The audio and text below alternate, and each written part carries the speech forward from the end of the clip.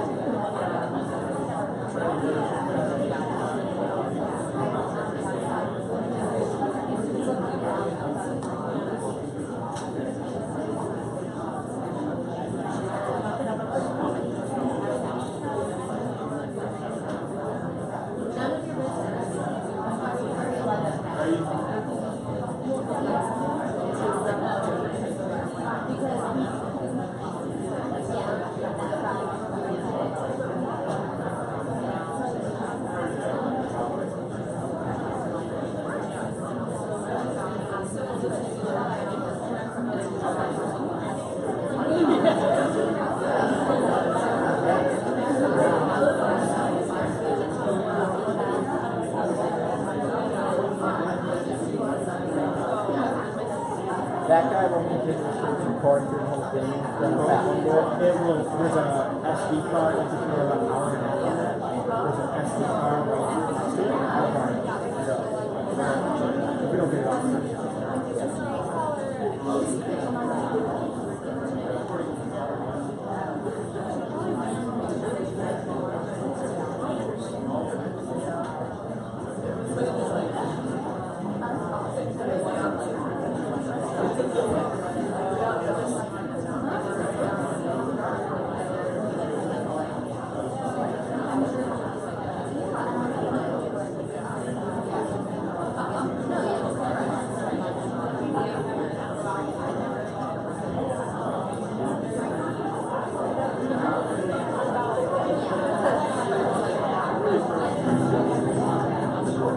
Welcome to the Kantar HR On-Demand Survey Platform. This is a low-cost, do-it-yourself survey platform that delivers real-time data, interactive dashboards, common analytics, action planning, and even more.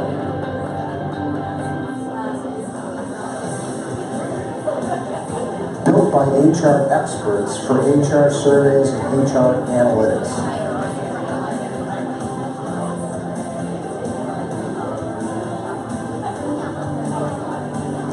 Create surveys in just a few minutes with real-time results from interactive dashboards and view word clouds and comments as well.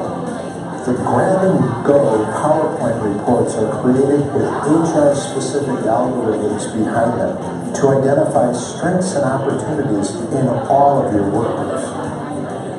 Action planning features allow you to collect and track manager action plans.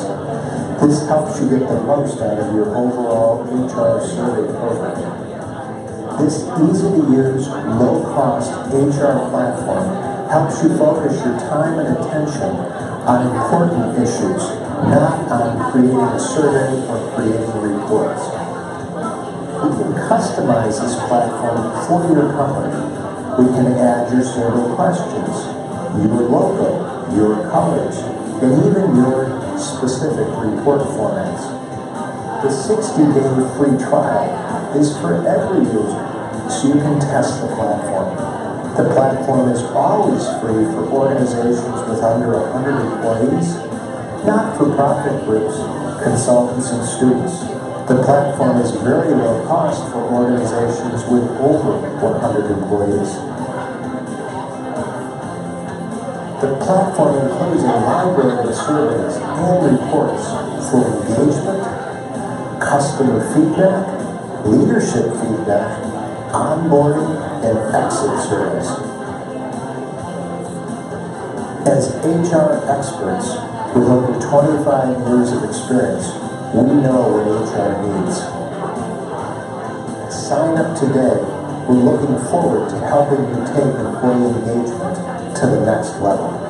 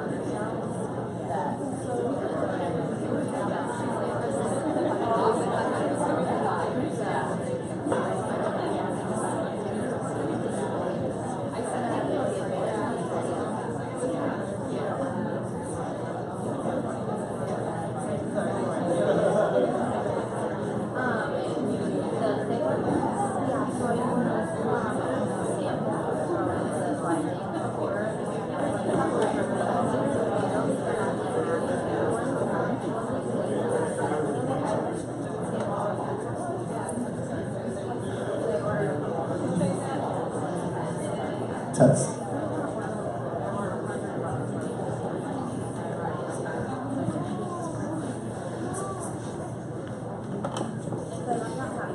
Three, two, one.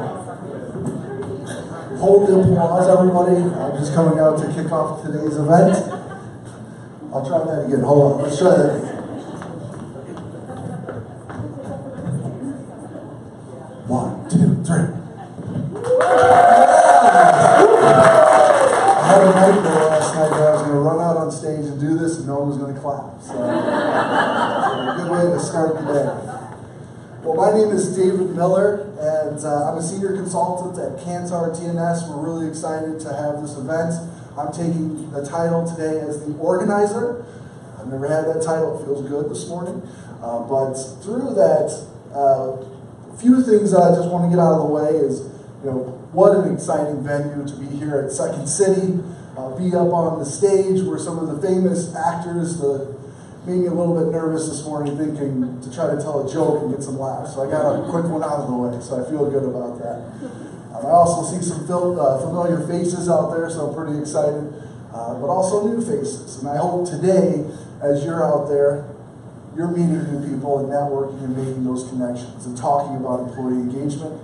Just as much as we're subject matter experts in the field, you're subject matter experts in the field out there leading these initiatives. So there's going to be a lot of collaboration. I encourage you to introduce yourself to your neighbor, get to know them, and if you already know your neighbor, get to know the other side of the table there and introduce yourself. It's a good way to meet people. But before I take too much time up here, a few things that I wanted to go through is, who is Kantar? So I have 3 statistics that I'm throwing at you this morning. First one is years we've been doing research. This is where you get to participate here. How many years do you think we've been measuring employee engagement? 10. 10's close. 12. 12, we're getting closer. 15. Closer. 16. You got to move farther than that. 25. 25. All right. You meet me afterwards. I'll give you a Starbucks card. I bet you.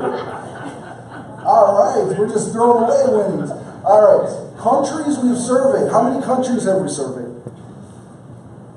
82. Close. 90. 90. Did someone look at our brochure before? Meet me afterwards and I will definitely give you a Starbucks card. The last one here is we have a new exciting tool, and being the organizer, you're going to see that I'm going to be a little salesy here, but we do have a new tool, really exciting, do it yourself. It's called our Kantar HR Survey Platform. Cost for the tool? Free. Free. I heard someone raise it. You're the first one to raise, so meet me afterwards. I'll give you a gift card thing. So that's all the money I have. That's how much they paid me, so I'm going to go home now. But really exciting show before I bring out the guest here and the main event. I'm just the setup here. But just a little bit about Kantar TNS, doing a little bit of branding. The reason why we're doing this today, we are an employee insights group really focusing on the employee measurement or employee life cycle, starting from new hire all the way to exit.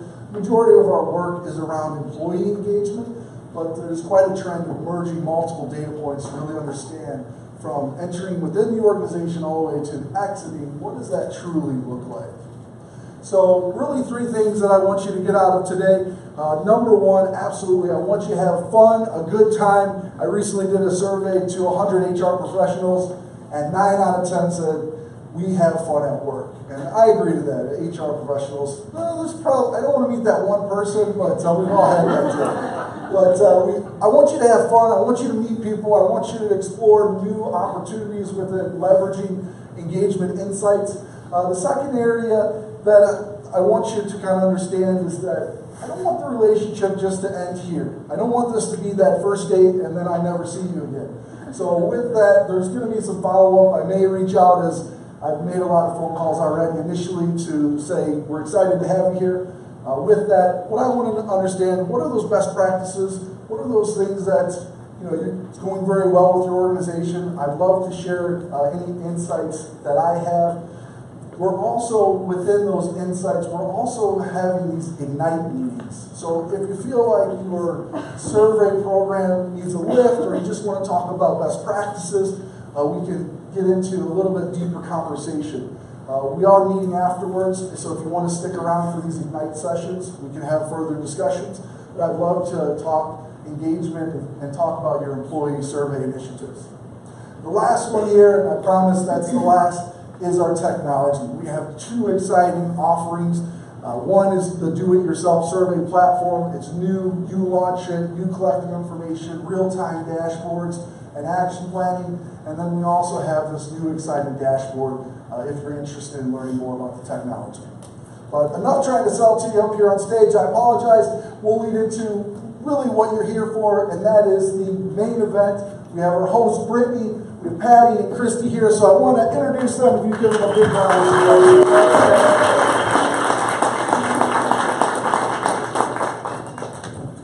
Thank you. Thank you, everyone, and thank you, David. That was wonderful. So my name is Brittany Aguilar. I am a director at Kantar TNS, running engagement programs soup to nuts, from designing surveys, revalidating our engagement model, all the way to consulting executive presentations and communication strategies. So throw any questions you want out as we go through the day. I'm joined on stage by the lovely Pat Richards from Hearthside Food Solutions. They're one of my favorite clients, one of my first clients when I joined TNS, in fact. We paid her to say that. We're buddies, so it's really fun. She's going to share some amazing examples and some incredible insights. Really looking forward to sharing the morning with her, as well as Christy West from the very own Second City. And I'd like Christy to tell us a little bit about the unique spin Second City Works has on this improv game.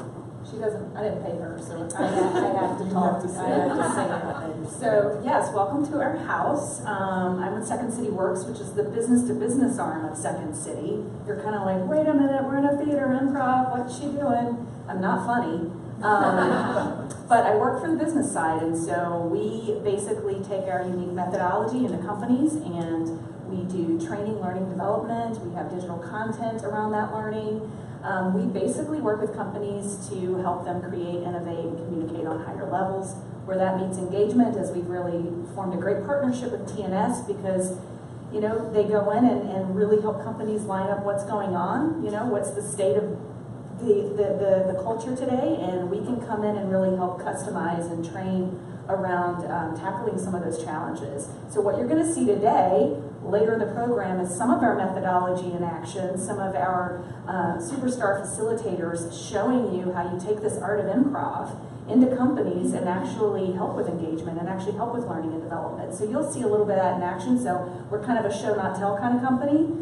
So I'll let you see that for yourself. Perfect, thank you. It's been a great partnership. It's nice to come in and say, here's where we need to look, and the rubber meets the road. So we'll learn more about that moving forward. All right, and that's a little bit about us. I know you're here today also to get some networking, meet some Chicago locals, and as she mentioned, we're going to do some exercises later that you will all be part of, so it'll be nice to know who's around you. So let's take a minute and meet two people who are near you. Or let's stick with one. Meet one other person, find out who they are, where they work. Is it a large organization, small? Did you drive in from far away? And what's one current issue you're facing? We need to hire more. We need to engage more. We need some more data. Whatever that looks like for you, let's take about 2 minutes and just stand up and meet one person here that you don't know yet. You might have come with some friends, maybe carpool. Thank you.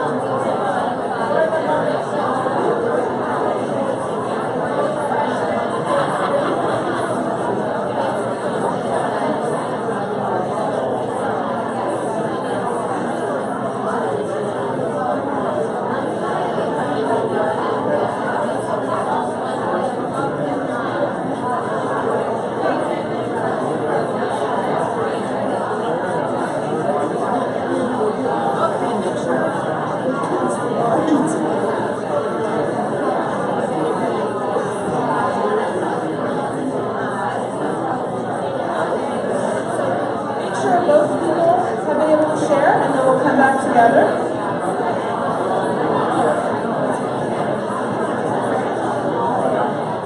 All right, 20 seconds.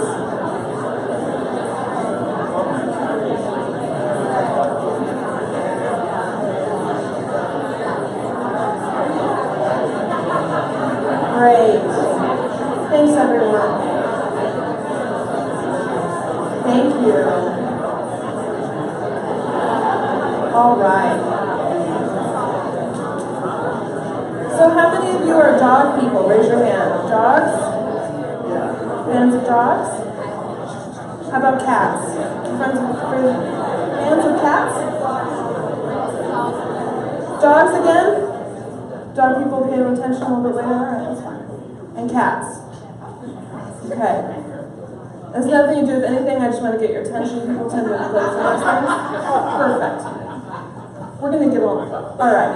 So agenda for this morning, we've done our welcome and introductions. I'm going to try to make sure it doesn't ring your ears off with the mic. But, all right. And then we're going to get into the story of engagement, bringing the story, the data, the leadership, all of it together. We're going to have some time for group breakouts and then big comeback and debrief discussions.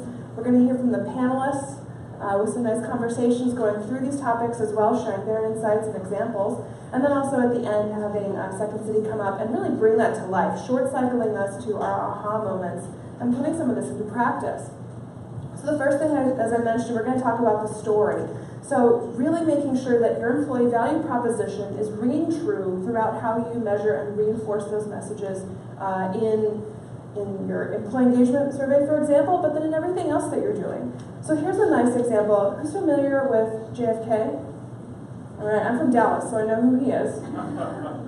Yeah, I know. But so this is one of my favorite examples of just bringing engagement to life. And this is the story of JFK was walking through NASA late one night, and he saw a janitor pushing a broom around. He said, sir, what are you doing? And the janitor said, I'm helping put a man on the moon. He could have said, I'm cleaning this hall, I'm battling with this broom that I hate that's old and crappy. He could have said a number of things, but he went straight to, I know how my job impacts the larger goals of your organization. Who asks that question to their employees? Some of us do, all right? It's important for people to understand how they contribute, what the larger picture of their work life is, and what they're part of. And so all of that can be part of the employee value proposition as we get into this. We'll do a quick warm-up exercise. I do less running around. I think you guys do more movement with your hand raising, so I'm glad we practiced. We're going to do a red, yellow, green exercise. So when I say, does this feel like you? Is this true for you? And you're green, raise your hand. Then I'll ask for yellow and red, and we'll just kind of get a heat map of the room, and that'll help us know how to address what we're going to discuss. So the first question is, to what extent does your current survey help you tell a compelling story about the importance of engagement? So as you're coming forward to employees and having these conversations with them about engagement, or you're measuring things that matter to you, how many of you are making sure that when they come in as new talent and they come in and say, working at this company is going to feel like this, how are you reinforcing that through your surveys? Do your surveys really tell a story about what it feels like to work here, or are you asking maybe outdated questions or old questions? So if you're feeling green, if you're feeling like, no, we make sure everything is just reiterated and reinforced as we go, raise your hand. Okay. How about yellow? So it's mixed messages maybe. So some things we say are important to reinforce in our surveys or reinforce in other ways, but we have some opportunities. Who's feeling yellow this morning? You're in the right place. All right. How about red? We don't really have that story. We're not sharing it well. Is anyone feeling red this morning? It's a safe place. It's okay. All right. So as I mentioned, the employee value proposition is really the cornerstone of all of this. Why measure anything? Well, you need to know what you're even trying to say. So this gentleman is looking around for what it means to work there. He's got things like hearts with passion, rewards with the stars, benefits, security, resources. All these things contribute to what it means to work somewhere. And so to be an employer of choice, you need to make sure, number one, that that's compelling, and number two, that you get that message out there and that it's reinforced through your measurement. So I want to talk about how to get ahead, how to understand how engaged your employees are. And so this is something from our standard reports. It's how we think about engagement. Raise your hand if you're an expert in employee engagement. Okay. Not as many hands as I would have liked. That's okay, that's why I'm here. So, employee engagement is the connection that the employee has to the organization, to their work, and to their coworkers. And so it's an attitude, which is composed of 3 parts. It's the extent to which you are cognitively connected to the organization. So I know it's a good decision to work here. This is the right place for me. It's an equitable connection. It's the heart. It's I have a visceral reaction. I enjoy working here. I'm passionate. I'm energized by it, right? You really get that feeling of I like it here. So I know I should work here. I like working here. And then the hands piece. So this is the actually making time to come work here. This is that discretionary effort, which is why we all want our employees to be engaged. Put that little extra effort in. Take that extra moment of patience with the client. Send that extra email. Take a moment to go through that report again. Do some quality assurance. So that discretionary effort and that building of a community, being nicer to each other, being passionate about the work, it makes a big difference on all of our bottom lines. So, we ask questions to get at that information, to get at how engaged are people feeling. And then we can say someone's feeling engaged or they're feeling disengaged. And what does that look like for us? So down here at the bottom, we've got a distribution. It's a tiny pie chart probably for you guys out there. But we're really saying what percentage of our population is truly engaged? Who's partially engaged? Who's saying, you know, I know it's equitable for me to be here, but I don't feel it anymore. Or they're saying, I really like working here, but I'm not paid well, or I'm not treated fairly. I love what I do. We see this a lot in nonprofits, right? I love the work, but it's really hard to make it work here. So finding out how your population is engaged or not, and then making movements along that, moving that needle, right? Getting those people more engaged makes a lot of sense. What does it feel like to walk into a room and try to get something done? Maybe you're having a meeting and there's 10 people in there and half the people say, it's not my problem, I'm out. Are you serious with that idea? Really? And they're just disengaged. Does a lot get done? That was great insight out loud. Does that a lot get done? No, absolutely not. What if you walk in and people say, let's be creative, let's take some time. You know, I can really focus on this, I care about the outcome of this. Does more get done? Are we innovative then? Yes, absolutely. And so who knows what the golden ratio is of engaged to disengaged to at least be productive, right? To offset that negative impact of disengaged folks. Does anyone know what that is? Anyone want to guess? 10 to 1. 10 to 1? It's 4 to 1. 10 to 1 would be a good guess.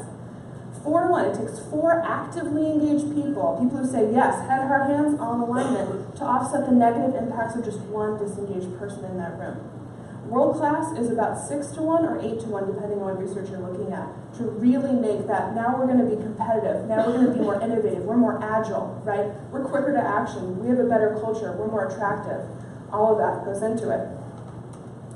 So the way we track this is another example from our standard reports that are directly influenced by what our clients say they need. So we're looking at things like what drives engagement and what detracts from engagement. So what are your strengths and opportunities, your strengths and weaknesses? Where should you take action? What's your percent favorable? And then getting out of the just descriptive information of what your culture looks like and how engaged you are. Getting into diagnostic information. How does that compare historically? Are you trending up or down? How does that compare to external benchmarks?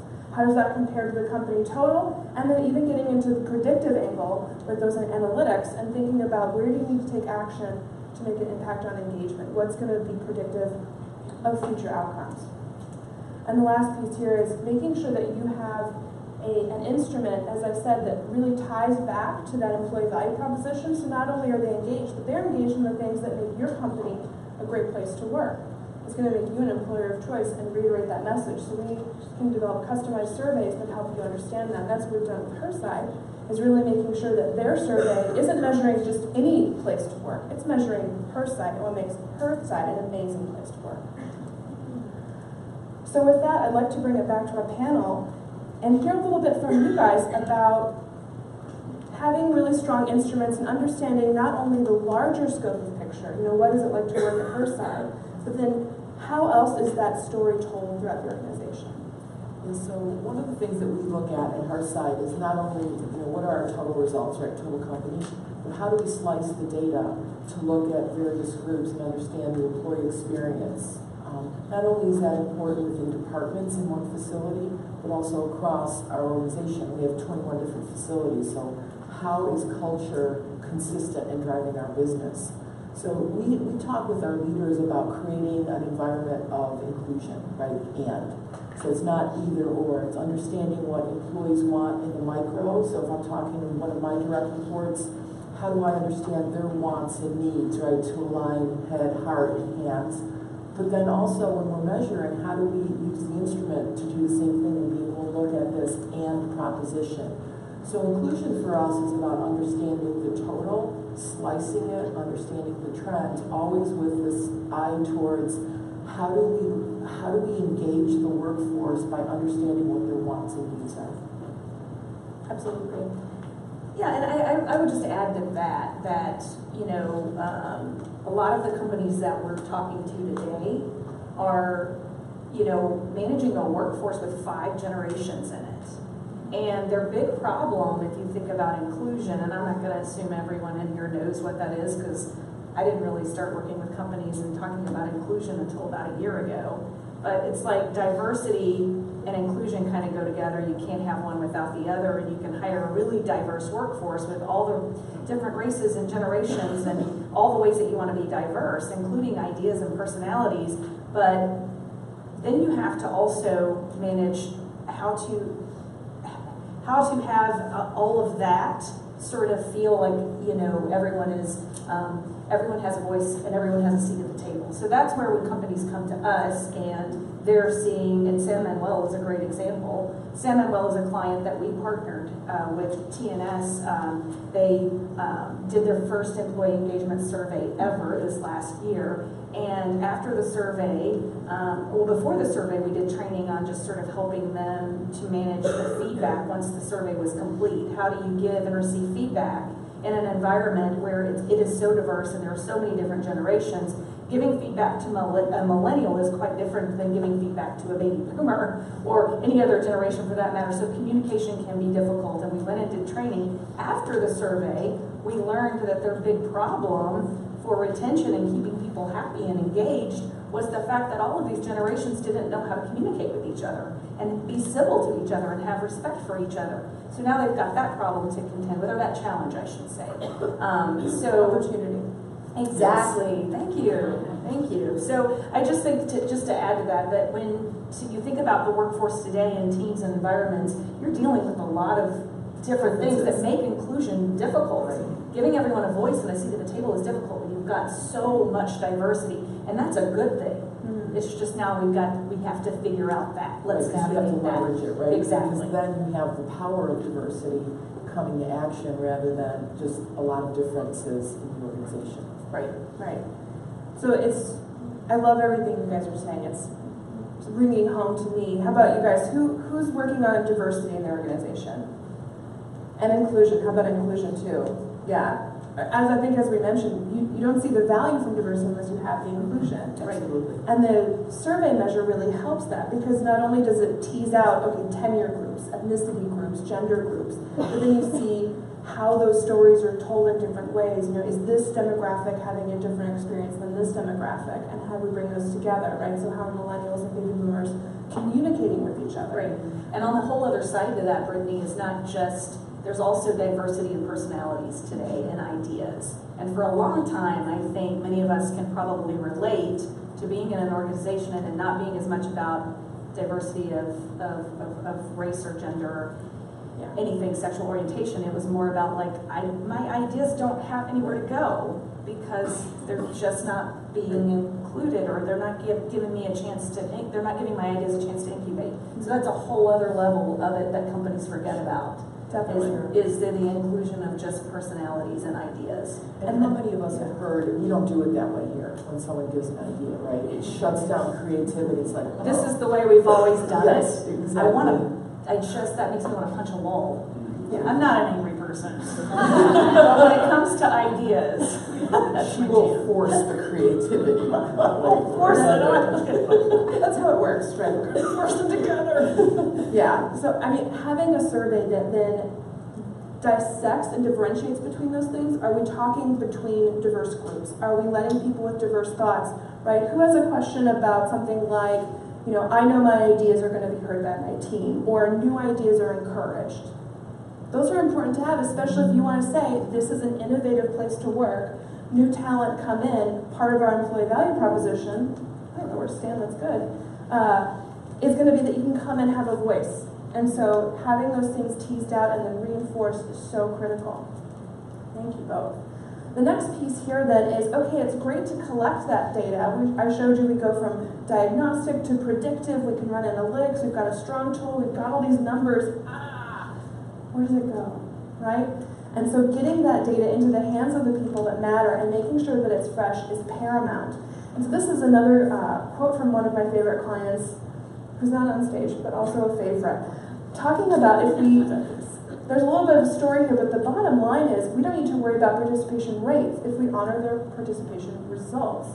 Meaning, if we honor that feedback, if we say, we heard you, and we commit to taking action, because we have this data and we're talking to you not 6 months later, but 6 weeks later, or a few days after the survey closes, that's going to really get people thinking, okay, this is going somewhere, right? I'm not sending my message out in a bottle, it's not going to be heard, right?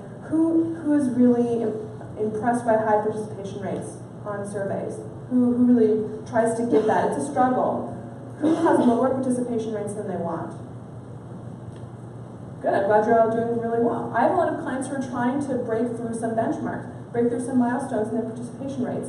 What do we think the trend line looks like for you guys? So does it go up or down? What does the trend line look like when we get feedback, we get survey feedback and no one hears anything? What happens to our participation rates? They go up or down? Tell me to stop when I get to where, yeah, it goes down. How about when there's a survey and things start happening, but no one's come and talked to me? Maybe some senior leadership sees a few things and they start making changes, but I don't hear anything about it. What happens to that trend line? Down? It actually looks something like this, right? It's a little wibbly wobbly because now I see things change in my environment, but I don't know it's because I said anything. Is that empowering to me? No, it's not. How about when someone comes and talks to me and says, we heard you, we heard what you had to say, we're going to involve you in the action, and things are going to happen, and things do actually happen. What happens to that trend line? It goes up. So what they're talking about here is absolutely correct. I went the wrong way with this computer, excuse me. All right, so let's do one more exercise, red, yellow, green. To what extent are you supporting leaders with information? Are you getting them information quickly? Is it the right information? Are you going to the right level? Who here, raise your hand if you're green, is really confident that they're getting the right data to the right people at the right time? Who's in yellow? Who's maybe there's a mixed bag of this, okay? And red, who just really doesn't think they're hitting the mark with any of the data, okay? It's a good mix. So what I would say is don't be afraid to try again. Many of us in this room, many of the people we've met through these workshops and the clients I've worked with have been trying to do this. They used to give out binders 20 years ago with all their reports. They try to give out static reports now. They're trying to reach people, but it's not working, and they're wondering if they should give up on the survey game altogether or move to something radically different. There's always new technology. There's always new options coming out, so don't be afraid to try again. It's not something worth giving up on. And so to demonstrate that of how we're combating this kind of stale issue, I'd like to invite David back into the game. He's here poised. Tell us a little bit about how we're offering new technologies to empower leaders with fresh data and fresh dynamic insights. Yes, thank you, Brittany, for the warm introduction. And we're really excited with this new dashboard. It's really about real-time data. Nothing's worse than taking the survey 6 to 8 months later. You're receiving access to the information, and everybody's saying, well, that's outdated. So many things have changed since. So this is actually captures it. We did a survey the other day with 120,000 employees. Within the first 20 minutes, we had 9,000 participants, and the meter was going crazy. I thought it was going to go off the charts there. But when you equip managers with these resources to easily understand and act on these results, you can empower them to take action. So I just want to give you just a flyby here where you can get in there, real-time data, you can see engagement scores, favorability, your top and bottom categories. You can also drill down. There's a snapshot and heat maps. So for example, if you wanted to identify groups within your hierarchy that's scoring lower, you can quickly identify as a leader. You can move into the comment analytics. We do a word cloud where you can drill down, comment, sentiments. For example, if I want to understand what are those open-ended questions around people, you can simply scroll down and identify those specific comments. Another thing that's really exciting, and I'm going to give you the mic back really quickly here, is we can populate in outside information, so customer satisfaction data, patient satisfaction, any kind of important business metrics. And then the last one here, what I'm really excited about is we can populate that all in one dashboard. A lot of our customers are moving to an employee life cycle measurement, so we can do engagement, onboarding, and even exit information right from this one location. So you can see the primary indicator that's popping up is senior leadership, and senior leadership on all three of our measures. Hopefully we don't have any senior leadership in here today. I apologize for being so hard on it. But just a great tool, resources, the technology. We want to continue to bring in innovation within your organization to really be making stronger data-driven decisions. Absolutely, thank you, David. Yeah, so I just actually demoed this with an existing client, bringing them our newest and latest, because their CEO said, I want to take a quick check, quick pulse. I want to log in at any point and see where the problems are, where the hot spots and bright spots are, and just understand the culture, right? So he was literally asking for a heat map, and so when I brought forward this heat map, they just said, oh my God, game changer, right? Because they could always filter through that information. We bring it forward in our reports, but to have it in such a dynamic, colorful fashion really appealed to him, and so getting that senior buy-in is really key. Thank you. So what do we learn from this? It's really about getting data more often. So as we said, that's real-time analytics and that really cohesive page about the holistic. How are we delivering on the employee value proposition? That's bringing together onboarding. How are we doing at the start? Engagement. How are we doing on a regular basis? That continuous listening approach. And then how are we doing when people exit or even stay interviews, right? Are we making sure that we're keeping talent where it needs to stay? Getting out of the rut. Instead of saying, oh, we only get information, every year, every other year. Let's start looking at this more frequently. Let's not only ask people how they're doing once a year. It's about that relationship, right? Who's familiar with the concept of continuous listening or continuous improvement? Let's pretend for a moment that those things are linked. Let's pretend that continuous improvement, which is that checking and adjusting, that what's working, what's not, let's throw out what's not, continue what's working, and continuously improve. Let's just keep getting better, keep growing, keep getting more competitive. And continuous listening as well, making that relationship stronger. If I have a best friend and I call them once a year, are we best friends? Are we best friends? Of course. Okay. Because we talk more than once a year. So getting out of this rut of I only check in with my employees a few times a year. Okay, we know we're spending a lot of money on our employees. They're one of our largest assets, and it's where everything actually gets done. So let's make sure we get out of the rut. And then also getting to the point, getting to what are those insights. It's great if I give managers a ton of data. I'm really empowering them, right? If I drown them in 20 pages of reports, am I just littering their desk, right? Who feels empowered when someone plops a huge report on their desk? Who'd rather have, these are the 10 things you need to know. Here's the 3 things you need to know. BuzzFeed style. Who likes that? Yeah, it makes it easier. So now when I go and do manager trainings, when we go out with Second City, we do that 2-phase approach, talking about how to be a better human, be a better soft skill manager, and I say, here's how you read the data, here's how you sift through the important parts, and I can tell them, we're not giving you more work to do, we're helping you do this better. They like hearing that message a lot more.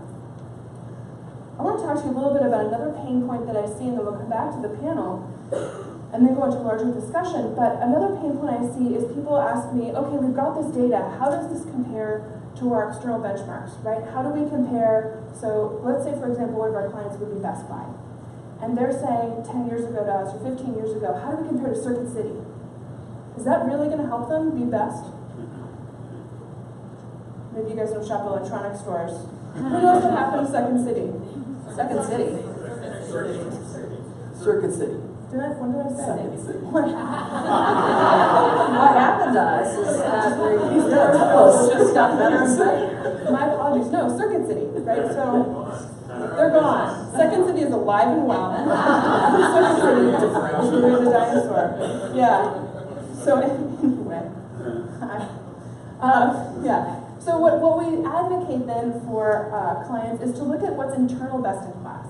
So instead of only saying what context are we looking like for the industry, for high-performing organizations, for other talent, magnets in the US or internationally, but thinking about what's working internally, what's working at home.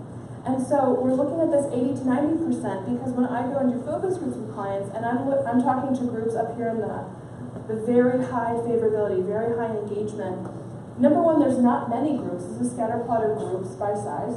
There's not that many who are that high because we're looking at a bell curve, usually. But then also they're facing into some really extraordinary things. Maybe they've never had a budget crisis. They've never been reorged. They've had an amazing manager who brings them mimosas and muffins on Sundays to tell them how much they love them. They all have, this one is this literally happened in a focus group. All the people in this one team that had super high scores, they all had offices facing the lake and could see the swans at lunch. So how do I take that and bring it to the rest of the organization? Oh my God, you're having low scores? Well, you need to just stare at swans for 2 hours a day and you'll be fine, right? I also have had clients where they had some distribution centers down in Texas. And what came out of one of their milestone surveys was they had a scorpion problem. Scorpions were running amok in their distribution center. And so how dare I come to them with this empowering data on teamwork and senior leadership perceptions when there's tiny prehistoric animals chasing them, right? So please deal with those issues first and then tell me about the swans. So the moral of the story is before you bring a swan to a scorpion fight, understand what's really working. So this internal best in class, the 80-90th percentile, you'll notice there's more groups there, more groups to touch, more different size groups, so you can look at what's working for large groups, small groups, and these are the people who are having budget crisis, having some turnover. They're not perfect, but they're still making it work. They still have extremely high scores, but those are both achievable and ambitious. And so what's your secret sauce? What's Best Buy going to do to be the best Best Buy they can? Because not only do you want to be a talent magnet, you want to be unique. You want to stand out from the competition. And so focusing on that can be really important. So I want to hear from the panel. I talked about being unique, making sure that the data not only is getting to these people, but it's telling a story. And Hearthside does an amazing job with this of empowering managers and leaders to take that data and actually use it. Yeah, we really want to put the data in the hands of our leaders. We're a supply chain organization, so they love data. But what was interesting about engagement data is it terrified them, right? Because you talk about culture, you talk about the employee experience, and they go, that's kind of like Jell-O. How do we nail that to the wall? Yeah. Right? They can talk about things that are tangible very easily, but culture really messed with them. So when we did our first survey in 2010 and they looked at their numbers, they were focusing on the item, right? They got really stuck on, oh, well, this question had this number. And they couldn't walk away with any takeaways. Like, so we would say, so what's the story here at the plant? And they would just look at us like, well, these are the numbers, right? So it took some time to get them to understand, you got to look at the trends. You have to look at what are the patterns in the data and then apply it to the experience that's been playing out in this location over the last 6 months here, right? Because we all know if there has been a change in the benefits, a change in leadership, a reorganization, a new customer coming in with a brand new project, it impacts the employee experience, and that can affect the culture, especially if it happens in the 4 to 6 weeks right before we launch the survey. Absolutely, we found that out too. Yes. So over the time, we really stressed on not so much of what are your numbers, but what's the engagement story at this location. We want our leaders to be able to talk at that level, because once they do that, they have a better strategic understanding of what's happening in their organization, and they make better decisions about where to focus efforts to improve for year over year.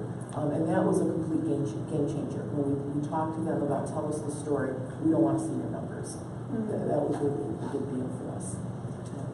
And I'm going to come in at a whole kind of a weird angle to this. Go for it. But an important one, because at the heart of what we do with our work when it comes to this as it relates to data and leaders is that we're really good at going in and helping leaders understand that just because they're a leader, they don't always have to be right. They don't always have to have the answers. And this is really human stuff when you're uncovering why people are happy or they're not happy. That is not, it is like Jell-O. It's not fun and you can't nail it to the wall. So what we tend to have a lot of success with is just helping the leader go, this is human stuff and I kind of have to meet this head on. And it's okay. And failure is okay. And we're not perfect. and just really get to the human part of what's going on, and then be able to translate that to whomever internally that they need to. Like, here's the deal, people are not staying here because we're not very transparent, and we said we would be transparent, and we've tossed around inclusion and put it as at the forefront of goals, but our employees are telling us we're not being very inclusive. So this is not easy stuff to talk about, but as a leader, I have to meet it head on. And so that's kind of the angle where we come in with data and say, nope, this is not a great story to tell, but it's still your story. And in order to change it, you've got to be authentic, and you've got to be okay with making mistakes, and you're a human too. And as a leader, sometimes the best thing you can do is be humble, and your people will love that. They do. They respond. I mean, how many of us have had leaders where we would take bullets for them because they made us feel like an equal most of the time, and that they're human and they can also mess up. Like, that's kind of like the heart of where it's all at. So. Yeah.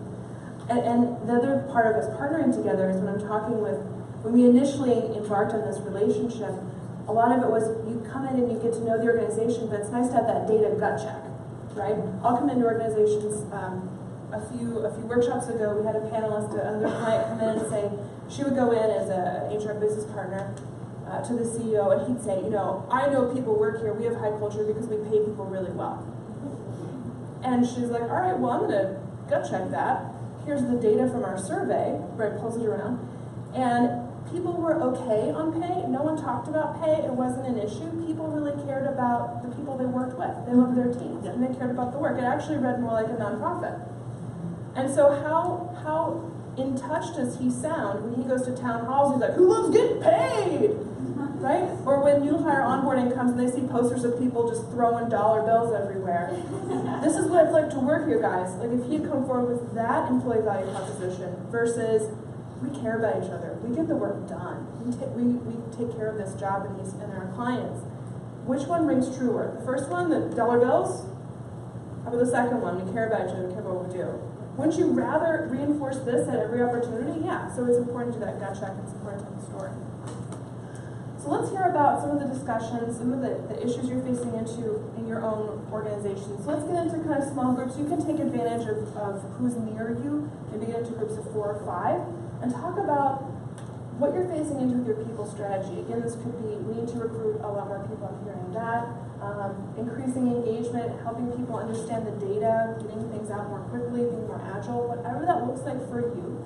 Let's get into groups, and I'll give you about 5 minutes to discuss and that. feel free to move your chairs. Don't worry about messing up our house. We'll clean it up. Just do what you need to do to get to a group that you want to work with. Yeah, Mom said it's okay. You all permission. All right. So with that, feel free to spin towards each other, and we'll talk to you again in 5 minutes.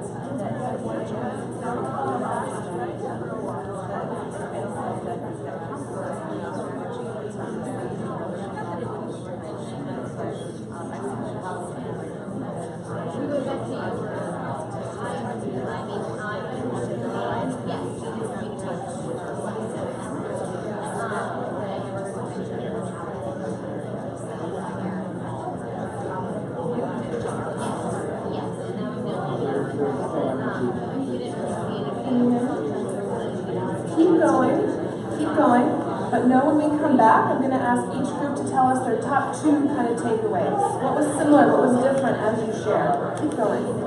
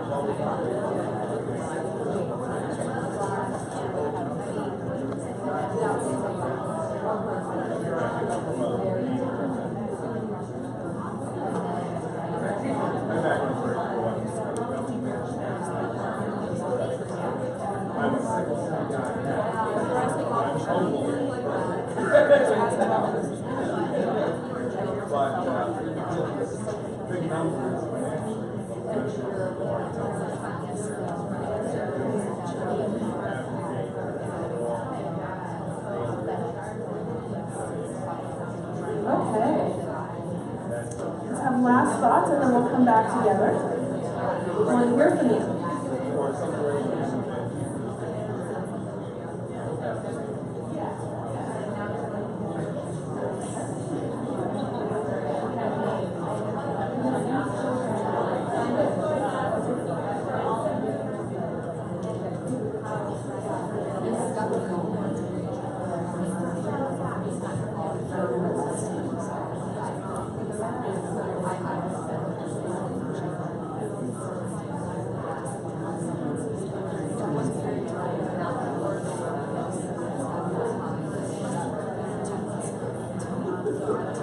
Okay, let's come back together and share what we all heard.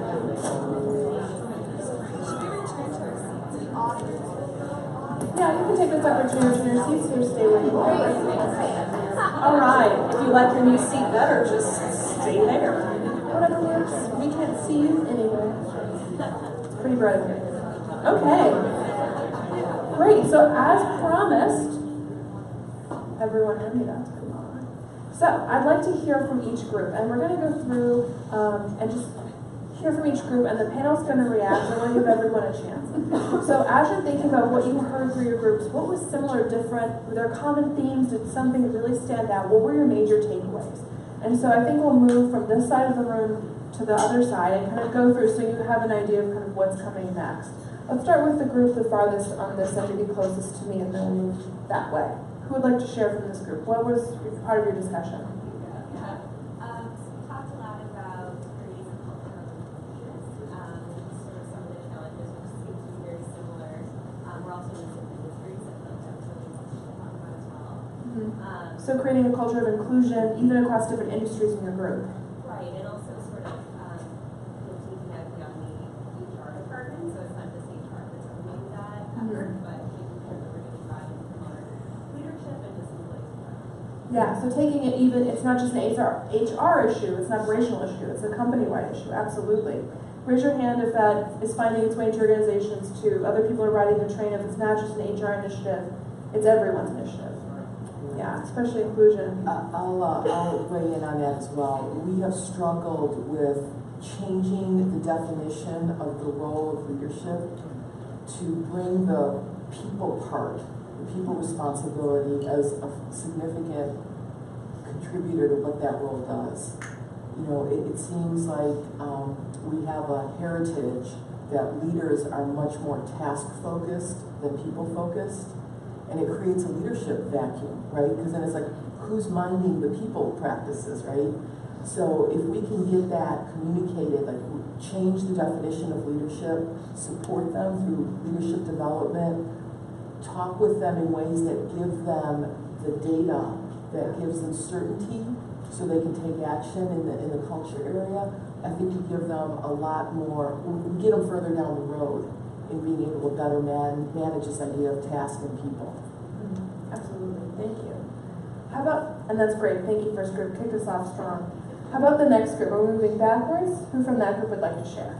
Kind of similar to them, we talked a lot about inclusion, so we've been around for like 7 years, but we're hiring a lot of new people. We're hiring about 45 people this year, so just how can we work to make sure that people that have been here for 7 years, people who are just coming in, can all feel included in the same kind of group, so it's not just like the new people and the people that have been here for a really long time. Yeah. Because our age groups are all, we're very similar, so we don't necessarily span all our different age groups. So just making sure, we talked a little bit about being in a mentorship program together, and we talked about that. So that's what it's about. So. That's excellent, thanks. Let me share with the rest in case your voice didn't project so much. Yeah. I hear you loud and clear. So talking also about inclusion, company that's growing, so they've been around for about 7 years, and they're starting to hire rapidly, and so they want to make sure that the diversity they're seeing is bridged between people who are originals, people who have been there for 6 or 7 years, and then the newcomers, making sure it's not an us versus them cohort kind of problem. And so even implementing something like a mentorship program to help bring everyone into the same space, because they're not seeing a lot of diversity in age maybe, or difference in education, things like that, but just who's been here longest and who's new. And I'll say to that, it's perfect. It goes back to San Manuel, which you've heard me mention a couple times, and just to catch you up, it's just a client that we've worked with that kind of fits a category of almost all the things that can be happening within a culture that can sort of affect employee engagement in I don't want to use the word negative, but in some very challenging ways. And one of those is that they're hiring a lot of people all the time because they have high turnover. It is a casino environment where, you know, there is a large leadership team, but there's also a lot of people who are working within the casinos. But their turnover is super high. They're 60% millennial, but they have all 5 generations in the workplace. what we have to tackle in that situation is onboarding training that includes inclusion and what this culture, what is the story of your culture? Where do you want it to be, and what do you want new people coming in to know at the forefront of that? And then also attacking legacy leaders who are, this is the way we've always done it. Because if they're not bought in and we're not introducing this and onboarding, we've got to find a way to kind of have this two-pronged approach. So that's what we're doing with them. Because even if we onboard people and say, this is our culture, ideas are open, we want you to know that this is a culture that you can fail in and make mistakes, or you teach them all those key things in onboarding. If the leaders are still legacy and they're not bought in, you're just chasing your tail, and nobody wants to do that. So very important, and when you're hiring a lot of people, don't let that slip through the cracks if you can. Give them that inclusion piece in that onboarding process. Absolutely, so just reinforce at every turn, every opportunity.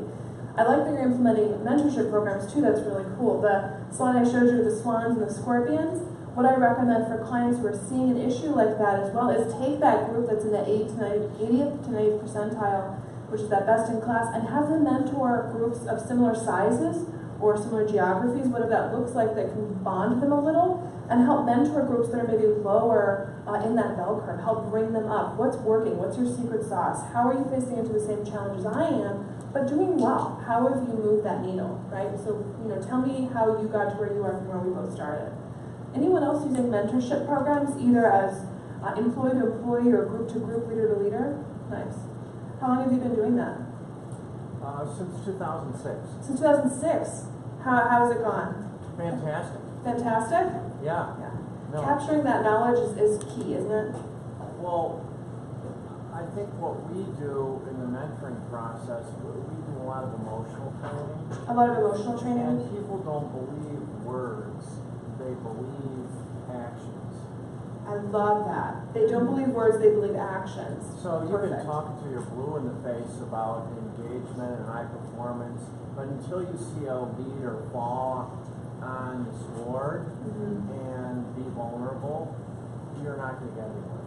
Right. So until you see a leader fall on their sword or be vulnerable, you're not really getting anywhere. You can't buy into, oh, there's a new way, really? Right. Yeah. It's funny you mentioned that, because just at the break as you guys were working, we were talking about the leader's reaction to feedback data.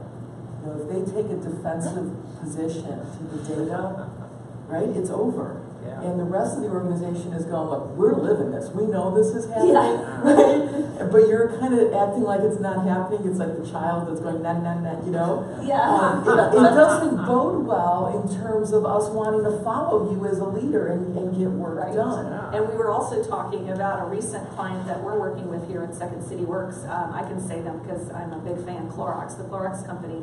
And we were having a conversation with them, and they are 11 years into diversity, their inclusion and diversity efforts. They make sure I put the I before the D, I don't know why. But anyway, they basically 11 years into this said, okay, we've nailed diversity, but we still have this big issue with inclusion. Their leadership is so bought in that they literally stood up and I'm probably embellishing a little bit, but they said, hey, we failed. We've made a mistake, because all of the surveys and the results that we're seeing is our employees telling us that we're not being transparent enough.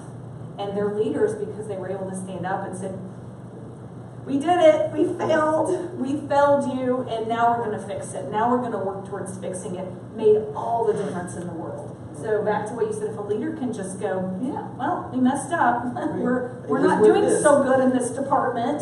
The survey's telling us that, and we accept that. Thank you for telling us. They treated it like a gift. And it is turning Clorox's culture, not that it needed to be turned around, but it is really moving the needle on that. It takes all the weight off, and you can just run with it. I have so many clients who, oh, these scores are really bad. We shouldn't share these. Where do you think the feedback came from?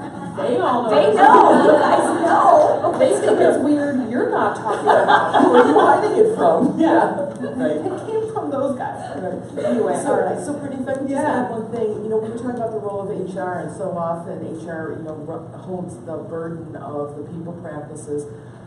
If I can offer one suggestion and one role that I think HR can champion as it pertains to this topic of being transparent and owning the data. It's giving your leadership the language and the philosophy on how to look at the data. And at Hearthside, I like to talk with them and say, look, think of the data as a snapshot in time, right? Yeah. And it tends to make it more palatable, because I think when leaders look at a culture survey, they read it as, oh my God, it's an indictment, right? It's set in stone and it can't be changed. But if you use this metaphor of a photo that over time it changes, I mean, I think we can all remember pictures about ourselves 5 years ago, 10 years ago, and we go, yeah, I'm never doing my hair like that again, and you know, and we can point to things that we've strengths that we've capitalized on over time, and things that we saw in those photos that we didn't like, that we fixed. You know, everyone can kind of acknowledge that, they understand that. So if you frame culture and this survey accordingly, I think it makes it easier for them to drop the charade of we are perfect, we can hear no bad news. And once they can take that data in, then they can lead with authenticity and courage to go into those places of the organization that need to be repaired. And just a quick note, we can't beat them up, anybody up really, that hard in the corporate environment, because we've always been programmed to think mistakes are bad. Right. We didn't bring an F home on our report card. Everybody got Fs, I'm old. But that was failure, that was F for failure. And my parents didn't celebrate an F with me. Even if I tried as hard as I could and I gave it my best, we did not celebrate that. And so we've never celebrated, you know, failures, and we grew up that way. We have whiteout for mistakes. Like, that's how we're programmed. Leaders especially are programmed to think that failure is not an option. Well, you've got to start twisting that a little bit, or we're not going to continue to innovate and change our cultures. Well, failures get bigger when you try to hide them. If you're transparent about it and say, we messed up, then you're quick to adjust. You're fat. Who's heard of failing fast? Yeah. So checking and adjusting, when I do the leader trainings, we talk about, you know, if I'm Charles Lindbergh and I'm trying to get from the US to Paris and I check my readings once, how accurate am I going to be in getting to my destination? No. That's like, okay, we got our survey, let's just go and not check anything ever again.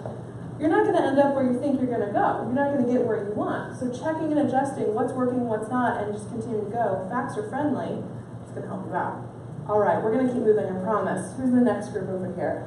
Please, sir. So kind of piggyback on the whole data issue, I think that was one of the things we talked about, just relative to the speed in which you release the data. So we take the survey and supremacy recency. So it could be a snapshot, but if you looked at my snapshot when I was 17 years old, I had a full head of hair, right? But if it's a snapshot, 6 or 8 months ago, that's much different. So getting leadership ready to release that data. And then it was also about the data set itself, or the question set we talked about, is how quickly do you refresh that, and when do questions no longer become relevant in a survey? Yeah, you want to be able to compare like items to like items over the course of time, but when do you refresh those out? I think the third thing we talked about, really very specifically around culture, was the culture that you create within that company that starts from the top, right, and then it's got to permeate down through the leadership. And then, however, and we've all been in this situation where you have a very you have an engaged manager, very competent manager, but he or she doesn't want to remove somebody that's, quite frankly, a poisoner within the team because they're a tough to fill position, or it's a tough labor market, and so forth. So I think those were basically the themes. I'm getting the nods from my teammates. So thank you. Yeah. So as a manager, not only knowing how to work with your engaged workforce, but also how to reach or usher out those disengaged individuals. Maybe they're a bad fit, or maybe something's blocking them. Maybe something's in the way of them connecting to head, heart, or hands. But then I like the other things you were saying too, of how do you know when an item is outdated? It's nice to have that trending legacy, but when do we not need to ask about, I don't know, how's your dial-up service, right? We don't need to ask that all the time anymore. And how quickly do you ask? So I have clients coming to me and saying, we've heard about this new pulsing thing. We heard the census is dead. We think pulsing is what we should do now. So instead of like a one-time a year huge undertaking, let's do these quick checks. And that's fantastic. My follow-up question to them is, how quickly do you take action? Because I've had people come to me at these workshops and say, oh, we survey every week, or we ask one question every day, or we survey every month. That's amazing. You're sitting on a mountain of data. Where's that going? It is going in a closet in a box. And so as employees, if I'm giving you all this information all the time and I'm not seeing change, is that going to be beneficial? No. So it's kind of a maturity question of how quickly can you take action? That's how fast you should collect data. How about the next group? Where's the next group? All right. I'm assuming the rest of the group doesn't want to speak. Got it now. That's what they told me. So, great transition, because we were talking about what you just talked about. A couple of us are from the same organization, and one of our survey questions is, I expect to see change as a result of the survey, and that's our lowest scoring question. Yeah. And so Victoria here told us about her organization where it's overused, low-hanging fruit, but when they do their survey, they find something that they can change really quickly and do it immediately. So I think that's one of our takeaways. And the other takeaway, well, the first takeaway is do it quickly, do something quickly. Yes. And then I think the fault that we've had is sometimes we've done things, but we haven't really made it visible that what we've done is a result of the survey. Yeah. So we do a poor job of letting people know that this change is a result of what you've told us. Yeah. So absolutely making that connection not only between getting that feedback and taking action. And you talked about that kind of leading indicator question of, I think change will come about as a result of this survey. How many people have that question? I often point that out to leaders and I say, you need to pay attention to this question, because the extent to which this goes up or down is going to tell you your participation rates for the next year.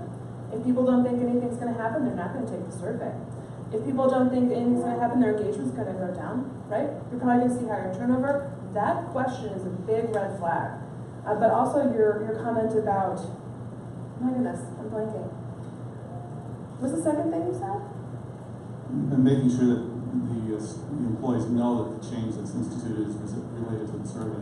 Yeah, so how many people, I have a lot of clients who have a rollout strategy for when they're delivering this data, right? The second point we just made about getting the data in the right hands. They've got that executed, but they don't have, who has a communication plan that goes along with that too?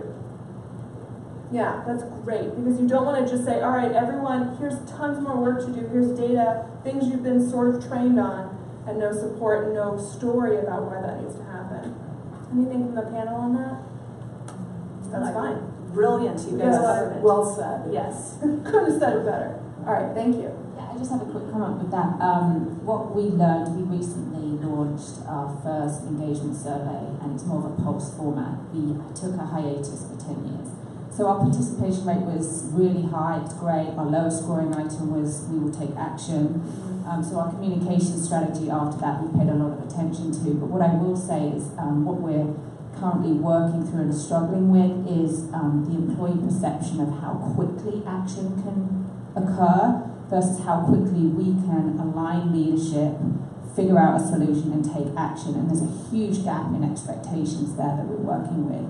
But yeah, the idea around low-hanging fruit and taking a really quick action, we were able to leverage that, and we did. But it's a constant, almost daily point of reference that we have to keep ourselves real. And so we've set ourselves a 30, 60, 90-day communication strategy. And each one we hold ourselves accountable to making sure that something has been done, some action has been taken within one of these emails. But that's a tough thing to change as it relates to culture and as it relates to management practices. That's an excellent point. Something that we offer to help with that, because people say, okay, great, we asked 50 questions, 30 questions, 25 questions. What do we do first? Do we just go after the low scoring ones, or is that more of in 9 months we'll see a change there? Maybe it's a pay question, right? So looking at what's tactical, operational, or strategic, what needs to be handled at the top of the house? What's a line manager? What can they even tackle? And what needs to happen first? So address your scorpion problems, right? Give them the resources they need to do their job, things like that. Make sure they feel safe at work, or having regular conversations with their supervisor versus perceptions of senior leadership as something that can follow later. Thank you. How about the next group? Are we in the middle of the room yet? Up here, front, yes, please. Just making you run around, Scott. Thank you.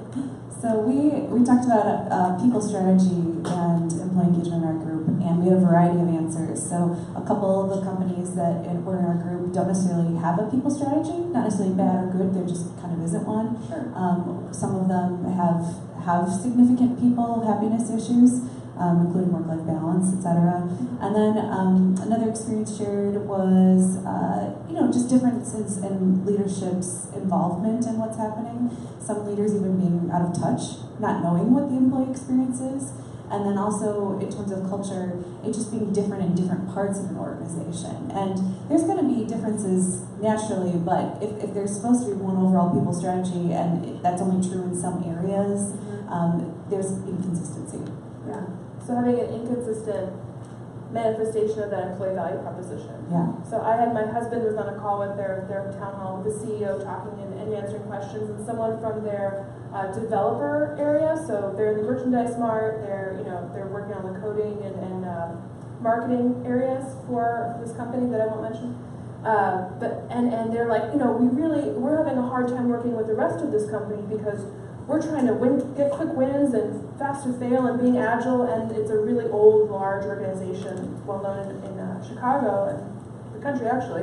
And they're saying it's just hard to work with everyone else because it's a big ship to turn around and everything. And leadership was kind of stumped. They're like, yeah, that's a tough bridge to gap. So thank you for sharing. How about the next group? I want to keep moving. Less hands now. This side's waited too long. We timed out. Thank you so much. You're very brave. No one wants to go. You'll be rewarded. It's empowering.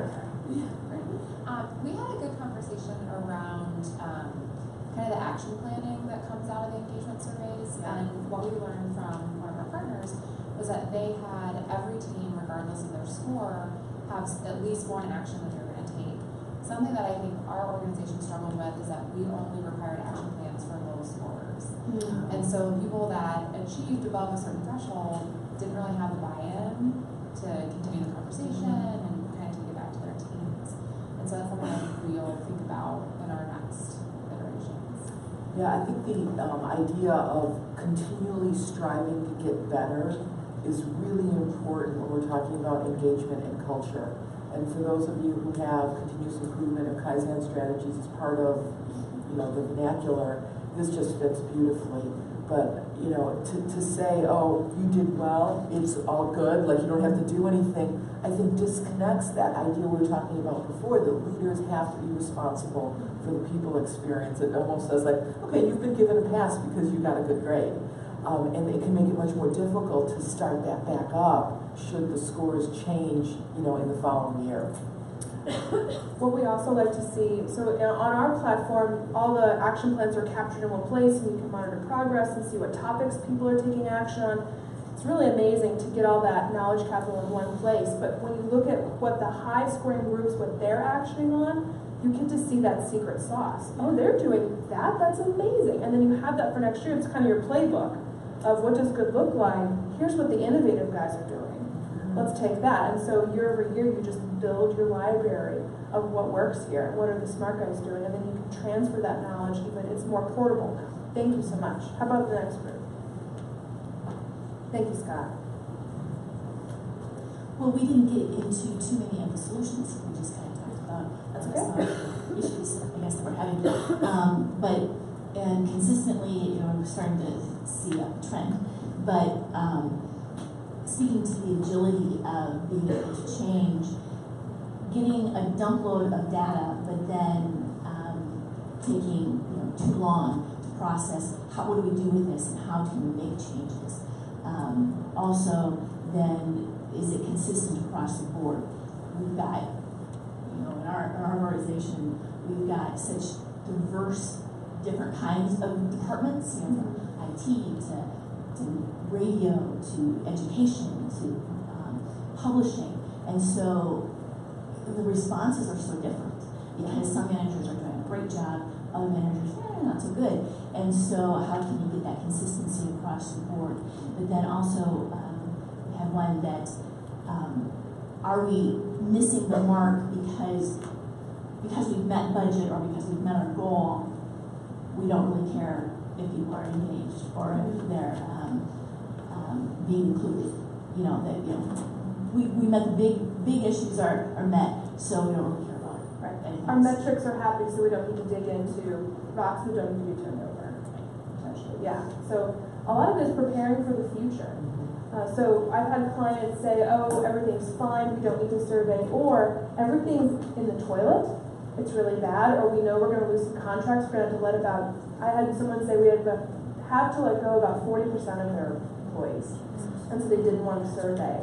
And we really had to work with them to say, now is the time to understand where the gaps in the armor are, so that you can fortify that for the people who are going to stay, for when you come back from this, what are you going to do? So really setting that baseline understanding the culture is important.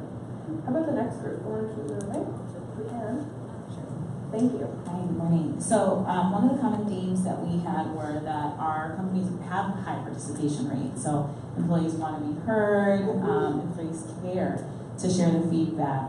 But the next things are, how are the employees feeling in senior leaders having access to that information, that they're hearing them, that they're influencing the decisions, and what are the key actions that are being taken because of the feedback that they're sharing.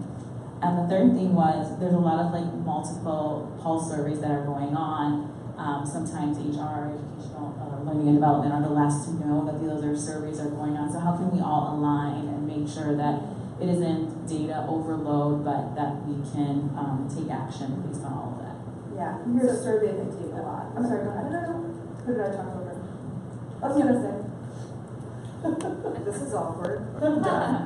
No, I mean, I heard it over here too, with this front group a little bit, and then here. Now, we haven't talked a lot about it. Maybe it'll come up later. Maybe it'll come up in the improv portion. Because we deal a lot with dispersed teams and silos. So what you're dealing with, and I believe Holly stepped out, but we used to work for the same organization, which was a huge global SaaS company, where, it is a different issue within the sales teams than it is with marketing, than it is with IT. So now we're dealing with the segmented issues of what's going on and how to bring it all together and try to unify it. And that can be very frustrating in organizations that are very siloed, because sometimes it feels like we're all doing the same thing at the same time, but we're not communicating with each other, and it's so frustrating. So how do we tie in what you were just talking about when it comes to bringing all the silos and the dispersed teams together and getting everybody on the same page? I don't think that we've talked a lot about that in any of even the events that we've done. So that's a whole other can of worms. It's a whole other, thank you for opening a can of Whole other worms. workshop. But and basically I just broke all that down to say I don't have an answer. I'm so sorry. No, I think if we voice it though today, maybe throughout the day, we can find some opportunities to start talking about maybe ways to meet that challenge. Thank you. Again, I didn't solve anybody's problems. Next. I'm betting it's the first one. How about the next team? Keep it moving. Thank you. We talked about a few different things. One of them was also about changing maybe some of those easier, inexpensive things such as dress code, where it's been a problem for a while now, it sounded like, and it was easy to change, it didn't cost any money. Additionally, we talked a little bit about participation in something that our particular firm we deal with. Should we incentivize people, or is this an expectation that everybody should be doing this as an employee, a manager, etc.? And I don't know if anybody has found the right answer with that or not. We deal with surveys, performance reviews. Do we care more about making this a requirement and expectation, or just getting those completion rates? Yeah, people will definitely do what they are rewarded for. We're fine. But yeah, having an expectation is important too. So specifically with participation rates, I've seen some crazy stuff where we're going to get 100% participation this year, but it's voluntary feedback, right? It's confidential, it's voluntary, we want to hear from you because you want to talk to us. But there's managers who we're getting 100% because we're 100%. I'm with my manager and we want a pizza party and whatever it is. And they have people send in screenshots of their surveys to prove that they've completed it, which breaks my heart. Yeah, because then it's not confidential, then it's not secure. And that's just, so you're taking the spirit of it out and implementing what metrics matter. So I just saw some nods. Anything to share? Yeah, so in two ways. So our salaried employees take the surveys via an online link. So how we've approached it at our side is really giving, it's kind of a communication plan that we give to the leaders when we go live with the survey, so that they can be talking in their staff groups about the importance of this, and we really want to hear from you, and trying to encourage participation, and then just leave it at that, right? Because it's not really voluntary if I'm standing over your shoulder watching you fill it out. Now, with our hourly employees, it's very different. Again, we're in a manufacturing facility. We've created rooms where there's just banks of computers, and employees can come in and participate, but we make it fun. There's music playing, there's donuts, there's coffee. So people are like, yeah, I'll go. Because while they're doing that, they get coffee and donuts. So we've tried to make it a fun environment so that people are willing to do it. But yeah, you can't, it's hard to make voluntary happen, like you're voluntold. Right. Yeah. It's kind of like smarketing. Yeah. Has anybody heard that new phrase, smarketing? I don't know. Just sorry, never mind. Just gonna throw it out there. It's another one of those buzzwords that somehow comes out of corporate America. So that's a little hook. Come talk to Christy after, find out what smarketing is. Right. I don't know. All right. Thank you. Ooh, what can I do?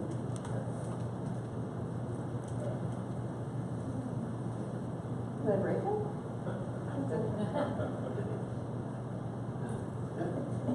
All right, while she's doing that, I thought of an answer. I did. It's a little one. It's just a tiny one, but collaboration is difficult. But in any organization where you want to bring those silos more together and get everybody on the same page, you got to work on that collaboration piece, which goes back to the inclusion piece and bringing everybody together and being cohesive. Is that? I just want to ask: is that a problem you think in your organization?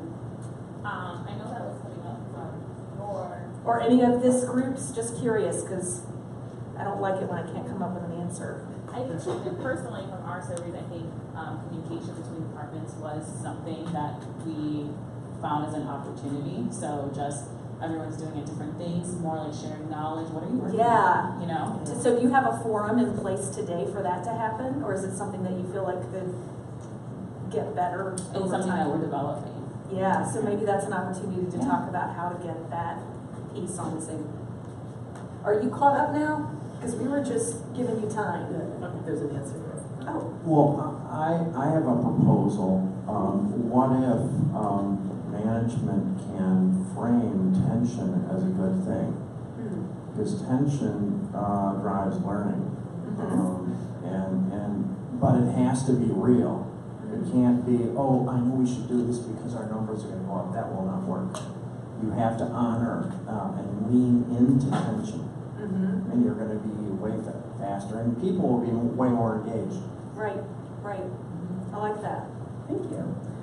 What I'd like to do, for the sake of time, so we can start, and then we have some really amazing conversation, is the punchline for the third leg of the milk stool was, it's great to have data, it's great to have a good measure, great to get in the hands of the leaders, but what if the leaders aren't ready? What if they don't have all the soft skills that we need? And that, again, is the second city where the rubber meets the road portion. So Kind of I'd their like secret sauce. Absolutely, it's your secret sauce, girl. So, with that, I'd like to thank our esteemed panel and bring on Second City. And our Second City facilitators are making their way to the stage. There they are. Awesome. Thank you. Let them introduce themselves because they do such a great job at it. Hi, everybody. Good morning. I'm Rachel. Hello, I'm Wendy. Hi. So we are both facilitators here at the Second City. We routinely go out and do engagements with companies globally. We see about 500 different companies per year where we work with them. As Christy kind of teed up, we tailor-make our experiences with each company. We have a conversation. What are your internal needs? What are you hoping to get out of this experience? And then we really build a workshop based around those items. That could mean an hour, it could mean 3 hours, it could mean a few days. So we really do dive deep into an organization. Our time with you is also going to be very conversational. So, very interactive. I'm going to give you 3 different things that I think we use all the time in our work, and they really will ease any concerns. One is share your voices today. That should be easy. I have a sense that all of you have opinions already. So, as we have these conversations, just say what's on your mind. We are not looking for any right or wrong answers. You're our experts in the room, and the information and your opinions that you provide, that that's going to foster this conversation. Even if it seems like everyone else loved something and you're like, I hated it, please share your voice, be a part of that conversation. Second, we, as best we can, remove judgment from our work.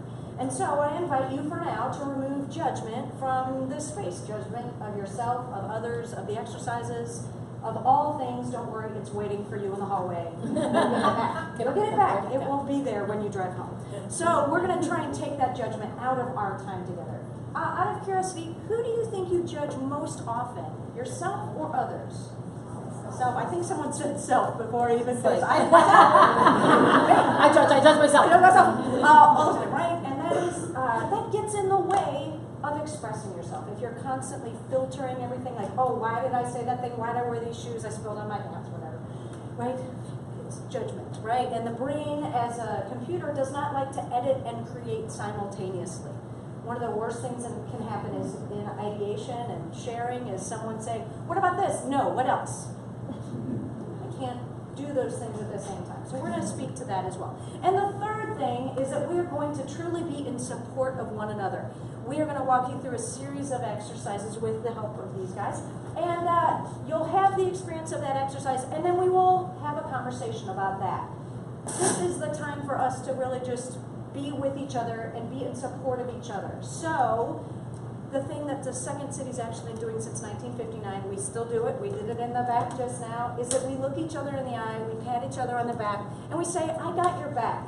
And that's our way of really just making a verbal contract that says, give me your best, and I'm there to support that. So if you would you stand wherever you are, look your colleagues in the eye to your right and your left, pat them on the back and say, I've got your back.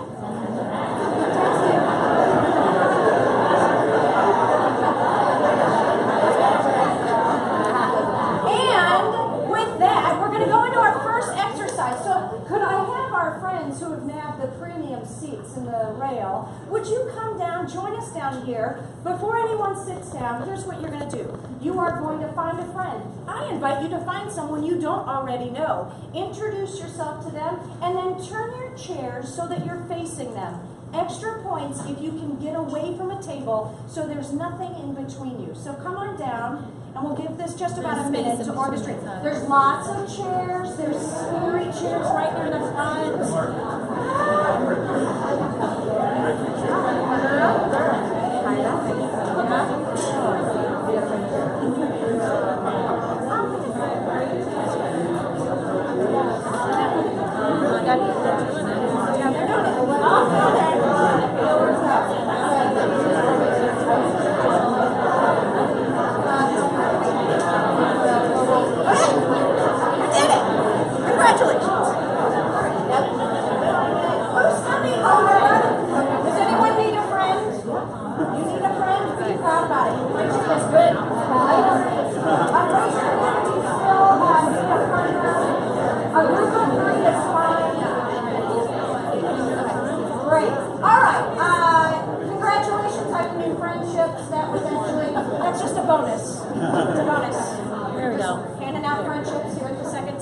So our first exercise that we'd like you to participate in is you're simply going to have a conversation. In that conversation, you will use the last word of your colleague's sentence as the first word of your response. It might look like this. Boy, I was driving to work today, and Chicago has got traffic. Traffic was a movie with a lot of famous people. People are people I love and also don't love so much. Much Ado About Nothing was a play by Shakespeare. Shakespeare is the cornerstone of our society. Society is a mess right now. Sing. Okay. Now I know that you are likely intimidated by how funny the genius artistry that you just saw at work. We get paid hundreds of dollars a year to be this funny. Please don't try this at home. Don't try it at home. You'll hurt. Only here. Okay. Here's the deal, though. The funny will find itself. Trust me. Just make sure you're constantly using your scene partner's last word as the first word of your response. So, can I have one person in each pair raise a hand? one person in each pair is raising a hand. Great. The other person will start.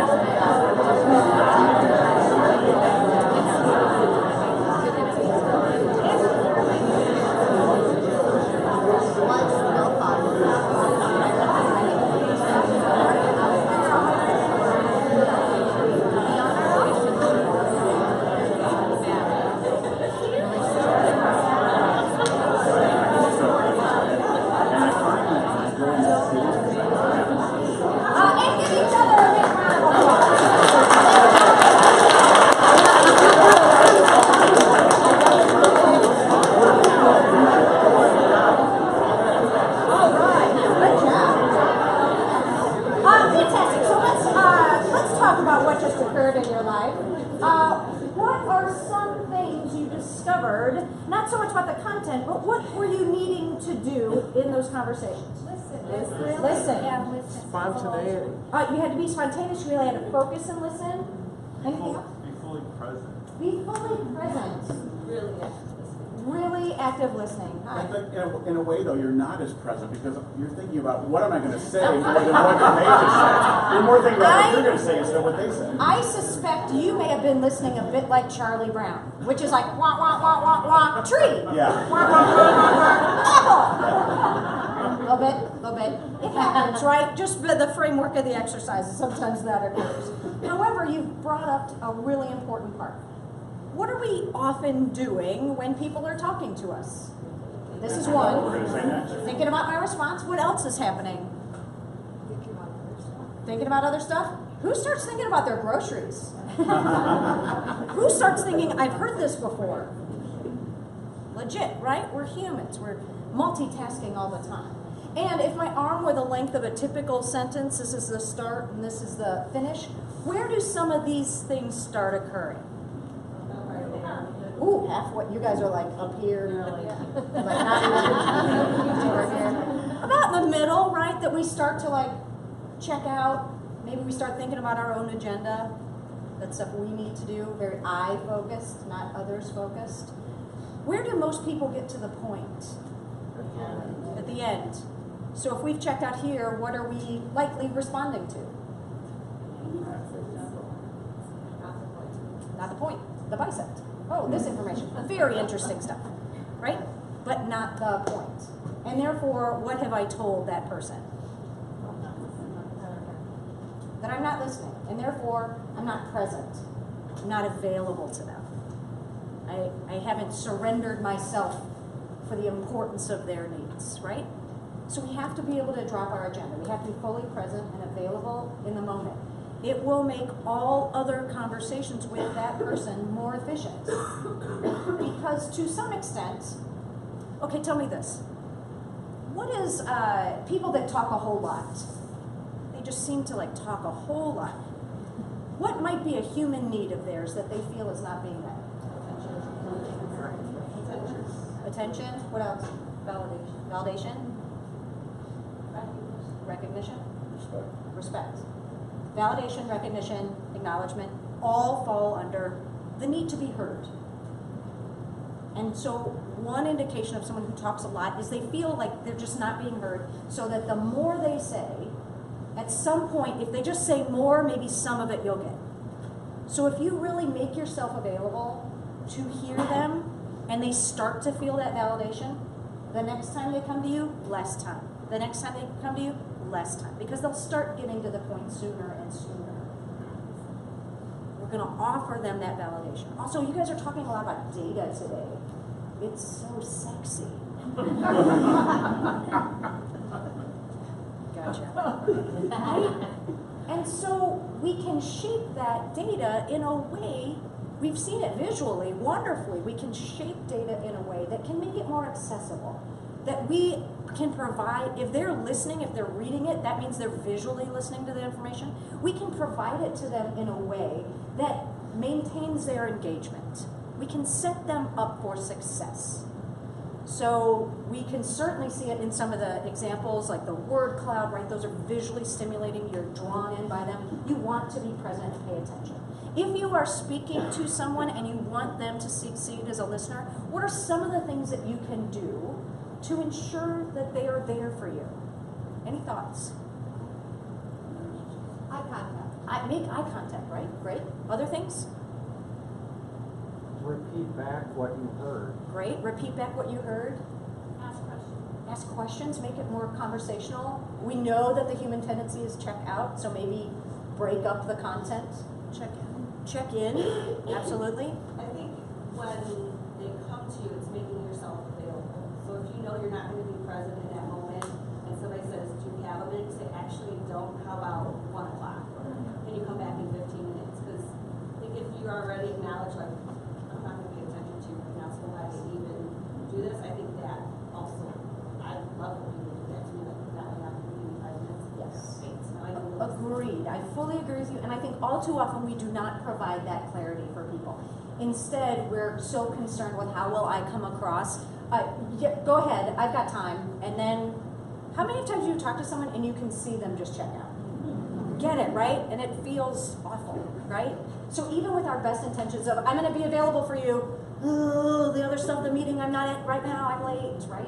So I think providing that clarity is amazing, right? I will be there for you. Also, shutting the laptop, putting the phone away, not just turning it over on the desk, putting it away. Studies are really showing even the presence of a phone on a table is not only highly distractive, it is permission for everyone else. Oh, that phone's on the table? Yeah. I'm gonna get my phone out. I'm gonna get my phone out. I was going to right? say that that's like such a study. I mean, easily, as soon as someone pulls out their phone in front of me, I then go pull out my phone to check what, the time? I don't know. I don't know. Well, because I'm important too. I could get a call. I could get a call. Someone might text me. Yeah, no. Probably my mom. I don't know. But this is equally important for leaders Yes. too. So when we talked about sharing out the data, is that a one-way conversation? Is this a one-way conversation? No. So sharing the data is inviting employees to a conversation. So when the manager has the data and they're like, look guys, these were our scores, and they just talk at them, is that working? Is it working? No. So grounding your message in listening and using these skills is key, especially at the start of that conversation, letting employees know this is part of all of our experience, not just the leader to say that. Because even if the leader says, you know, what are your ideas? How can we make this better? But they're not listening or they're not inviting them in, it's not going to get done. Right. Because we just know that if you acknowledge how hard it is for people to listen, because it's hard for us, it's hard to really make ourselves that available. If you acknowledge that when you're speaking to a group of people, you can further ground your message by using some of these techniques. Getting that clarity, asking questions, making a conversation, breaking up the content. Because we know, like, if you're just talking for an hour and then you ask questions, you have dumped so much information on people that they don't even know where to start. So just using kind of the knowledge of the difficulty of listening will lead you to places of further authenticity, further engagement. Your message is well received and can be used and move forward. Fantastic. Any other thoughts on this idea of listening or anything that comes to mind? Got one here. Hi. Be on the lookout for the most uncomfortable information the person is trying to share and encourage them to release that information. Agreed. and this is such an important thing that you bring up, is that not everybody is going to come to you and be like, I'm getting to the point right away because this is hard for me to say. Right?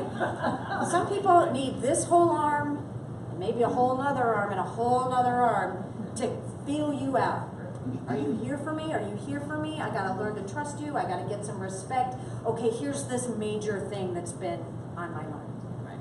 And so sometimes we simply have to listen. We don't need to fix this part along the way. Just listen. I worked with someone many months ago who said to me, I've taken to, when people come to me, I say, do you need an answer or do you just need me to listen? Like at the beginning of the conversation, gets that clarity for themselves. Do you need me to listen or do you need an answer? And sometimes that person says, I'm not really sure. Let's start with listening. And that way that person is like, great, I'm going to listen until you tell me to speak. Now I'm all ears. And who remembers those Barbara Walters specials? Yes, where she asked the question and they're like, this tip of the iceberg answer. And then she just waits. And then it's like they turn on a water faucet and they're like, my mother never loved me. Right? So I think there's such value in listening via silence. Just listening and giving someone that space to sort out what they need to say. Especially, just tying it back to what we're talking about, the data, if you're a manager and you're sharing with your team that employee data from the survey the first time, it's not all sunshine and lollipops. Some of it is hard things to face into, or they're things they care about you as a manager, but they had to score you low because you don't come talk to them. Things like that. And so those are difficult conversations. And Second City is wonderful at helping with these kind of skills to have that conversation, lean into that discomfort, and let them have that conversation. We're going to have an exercise coming up where we talk about taking that negative feedback or what's hard to hear and making it productive versus just saying no. Absolutely. Fantastic. Oh, we're going to move on to our next exercise. Wendy, take it away. Yes. So this time everyone will stand up, and this time you will get yourself into groups of 3. Groups of 3, and hopefully again with some people you haven't met or worked with. If you are math challenged, that is one more than one. I am math challenged. One less than hard.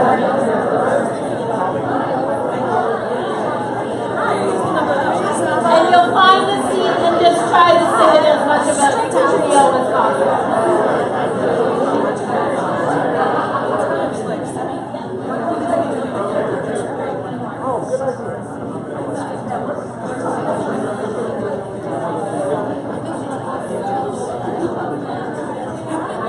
And you can go ahead and sit if you like. If you want to stand, also fine.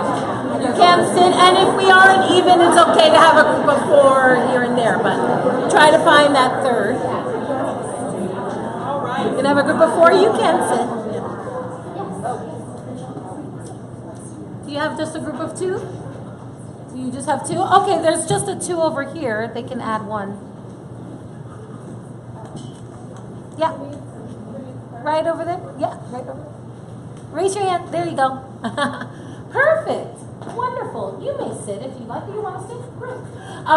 Wonderful. So we've come to the point of this part where we're going to have some fun. And you are planning an employee recognition program partay.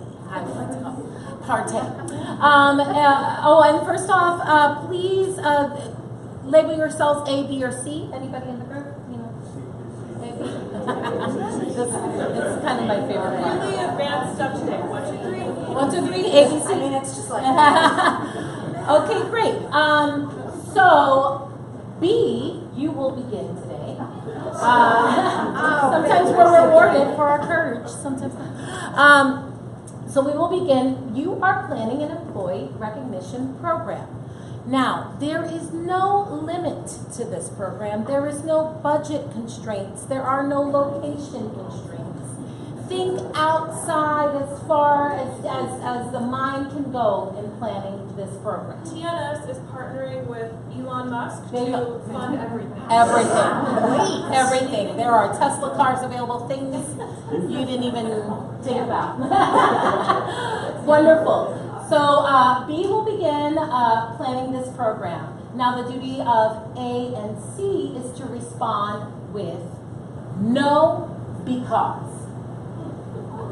B will begin the program. A and C will respond with no, because. That's it. Begin.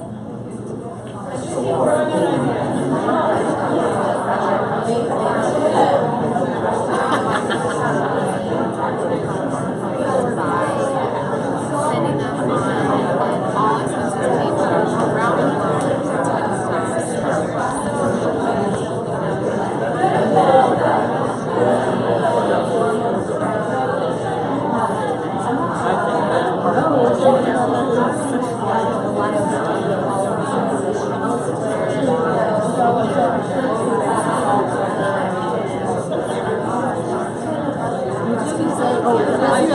Oh, I have to keep coming back. Yeah. Okay.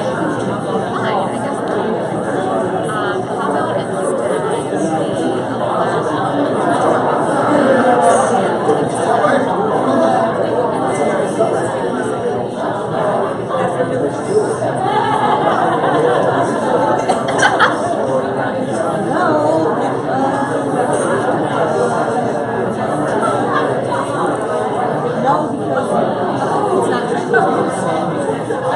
Okay, give me a round.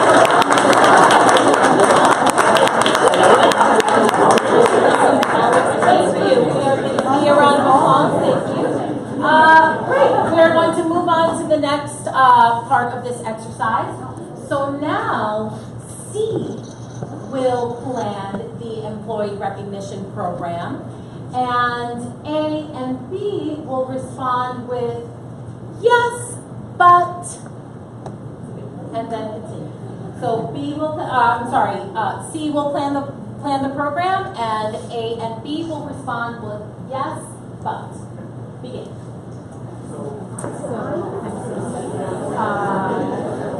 I've been given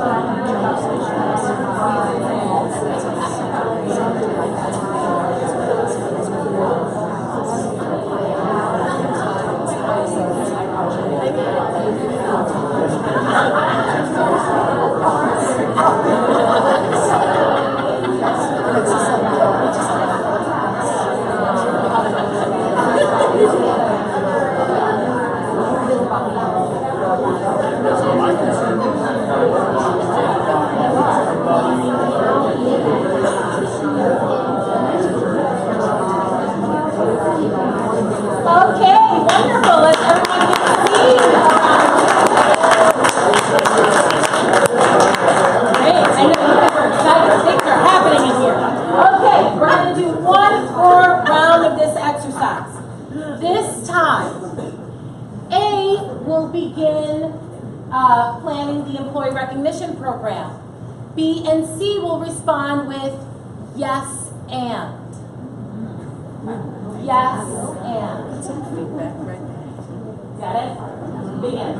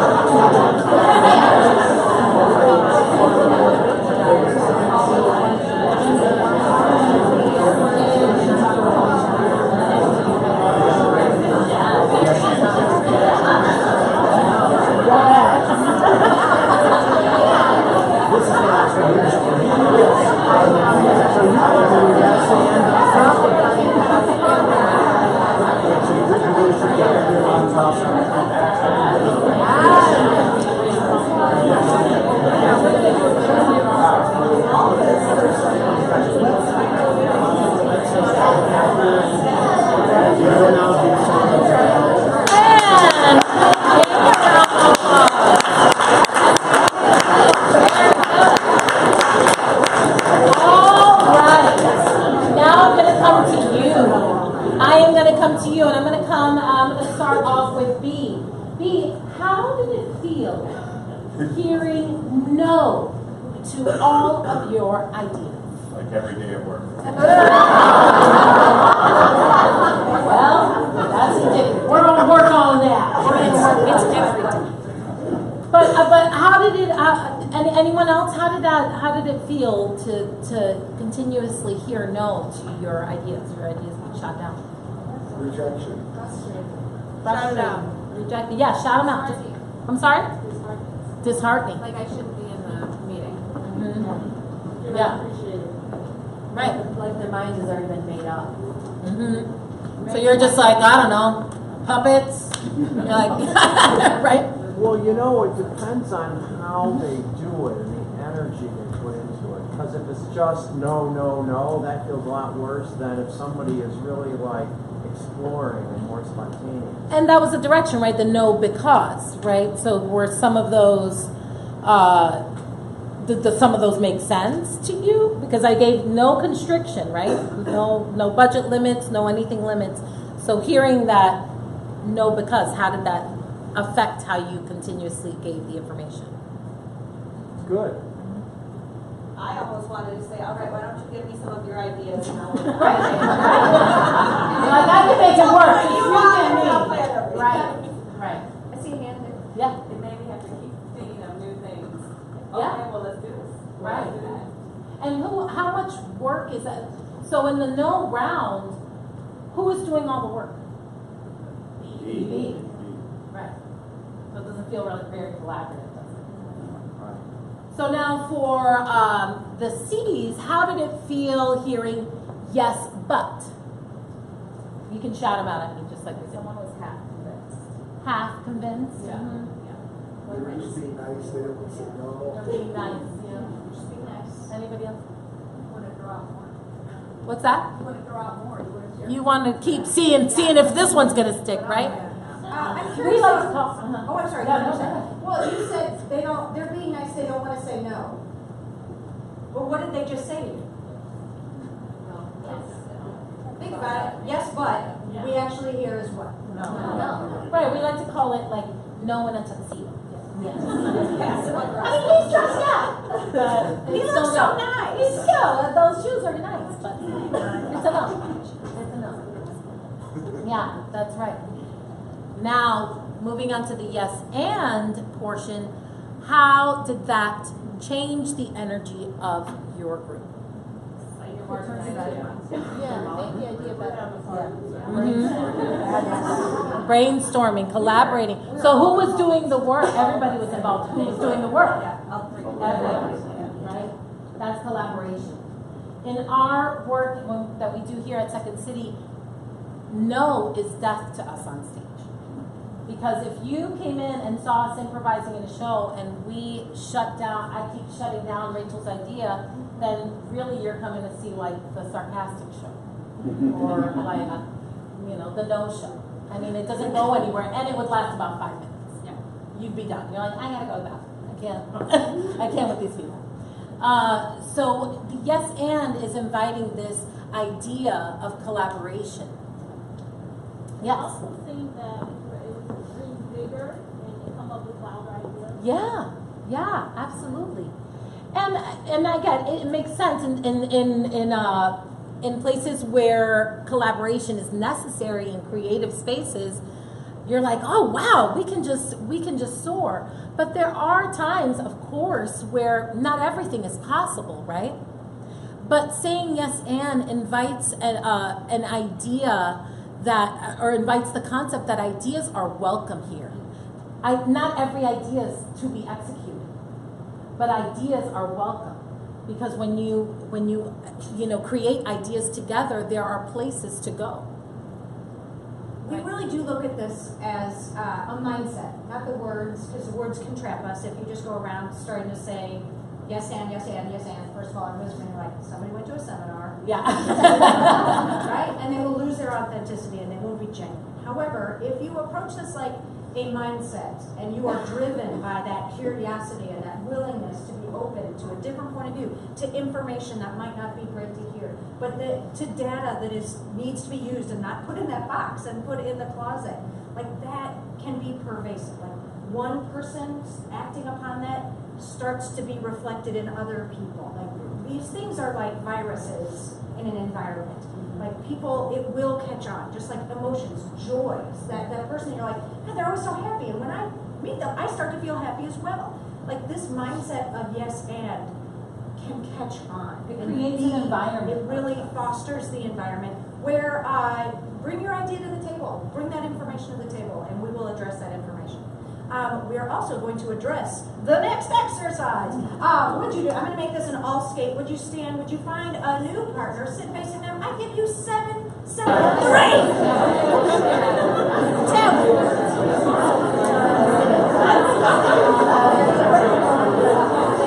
Fantastic. Okay, fantastic. And have a seat whenever you find a friend. If you still need a friend, we can have a group of 3. That is fantastic. All right. So in this, one of you raise a hand. Don't worry. You'll go first. You're like, I don't want to have so many bait and switches. So you will go first. In just a moment, you are going to provide some performance survey results. We're going to demonstrate it for you so we can show you exactly what you're going to do. You're going to give that information. The other person will respond to that information. Then you'll go again and you will reverse roles, where the other person will provide the survey information and the second person will respond. And you'll go back and forth until we stop you. Before I fully tell you what you're going to do, I'm just going to have these guys demonstrate it and then I'll give you the specificity. So, would you two demonstrate this information? So, hi Brittany. So your performance review results came back. Yeah, and well, it showed that you can be pretty critical of others. So I got you this box of Kleenex because it reminds me of how often you make people cry. Right? So negative result and a crappy gift that responds to, or it goes along with it, and then we have the response. Thank you. I always say thank you when I'm given feedback. And I'm going to use these. I'm going to keep them on my desk so it'll remind me this person might cry if I continue to be super critical. And if they do, I'm ready, but it'll remind me that I tend to go that way. So thank you. So a response that starts with thank you and then uses whatever that gift is in a constructive manner. So again, just to point it out, negative survey results with a gift that corresponds to that. And then a response that is starting with thank you and uses whatever that gift is in a constructive and forward. No matter how crappy it is. I'm going full force with mine. Is that okay? Oh, are you going to do it too? Go. Oh, Let's she's do it. going to counter me? I wasn't prepared for this. Apparently she's going to counter. Go right ahead. All right, Christy. This cat is very sick. This cat is on its last days. This cat has cat cancer. And I'm giving it to you because you make people so sad and just hopeless. Thank you. I am so flattered that I get to spend the last days of his or her life with her or him, and you chose me. Fantastic. So here's what we need to do. So in this first round, whoever raised their hand, you're going to make that first, whatever that survey result was that was not great, you're going to make that. You're going to add on a gift that corresponds to it, and then the response will be full of gratitude and using that gift, no matter what it was. So you'll have to dig deep on some of these. And then just go back and forth and trade roles, and we'll stop you. We'll give you just about a minute to do this. Go.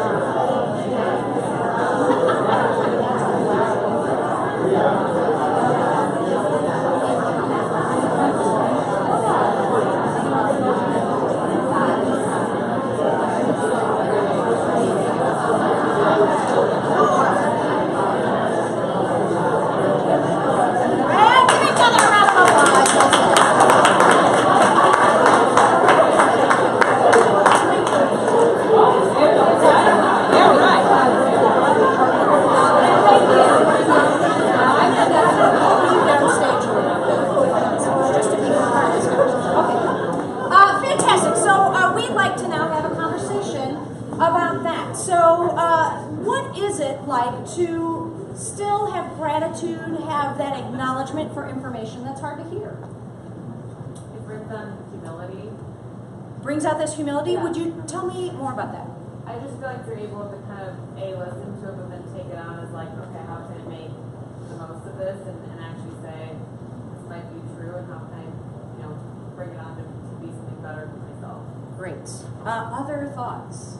It triggered a whole line of thinking about how I will put it to use versus a defensive response. Great. So what you just said is this idea of I'm going to shape how I give you this information so that I don't only trigger an angry response. Did I sort of get that right? Mm-hmm. Great.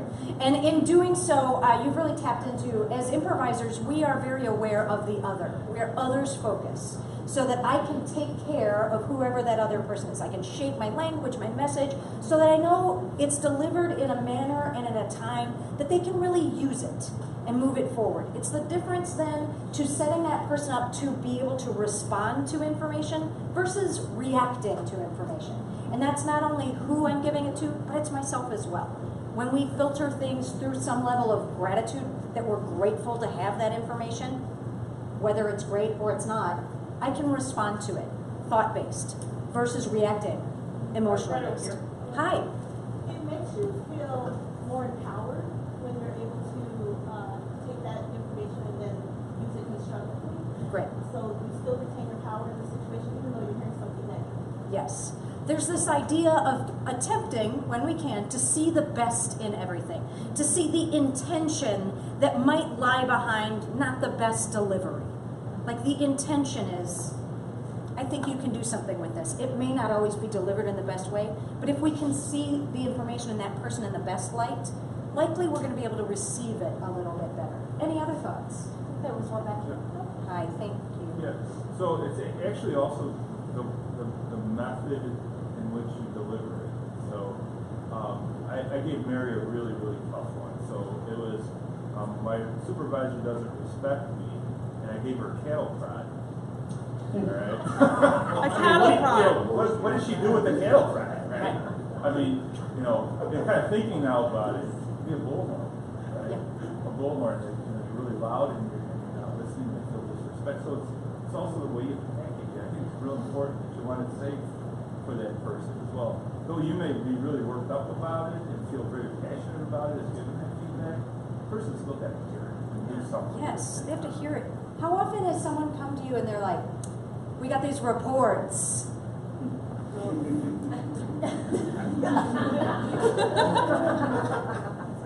How have I just told you to feel about it? As opposed to, hey, we got these reports. I want to know your feedback on those numbers. Great. I have left it in your court for you to determine how you want to address that information. We often layer things, we put emotion on things that don't need emotion. Right? I'll counter that though. Yeah.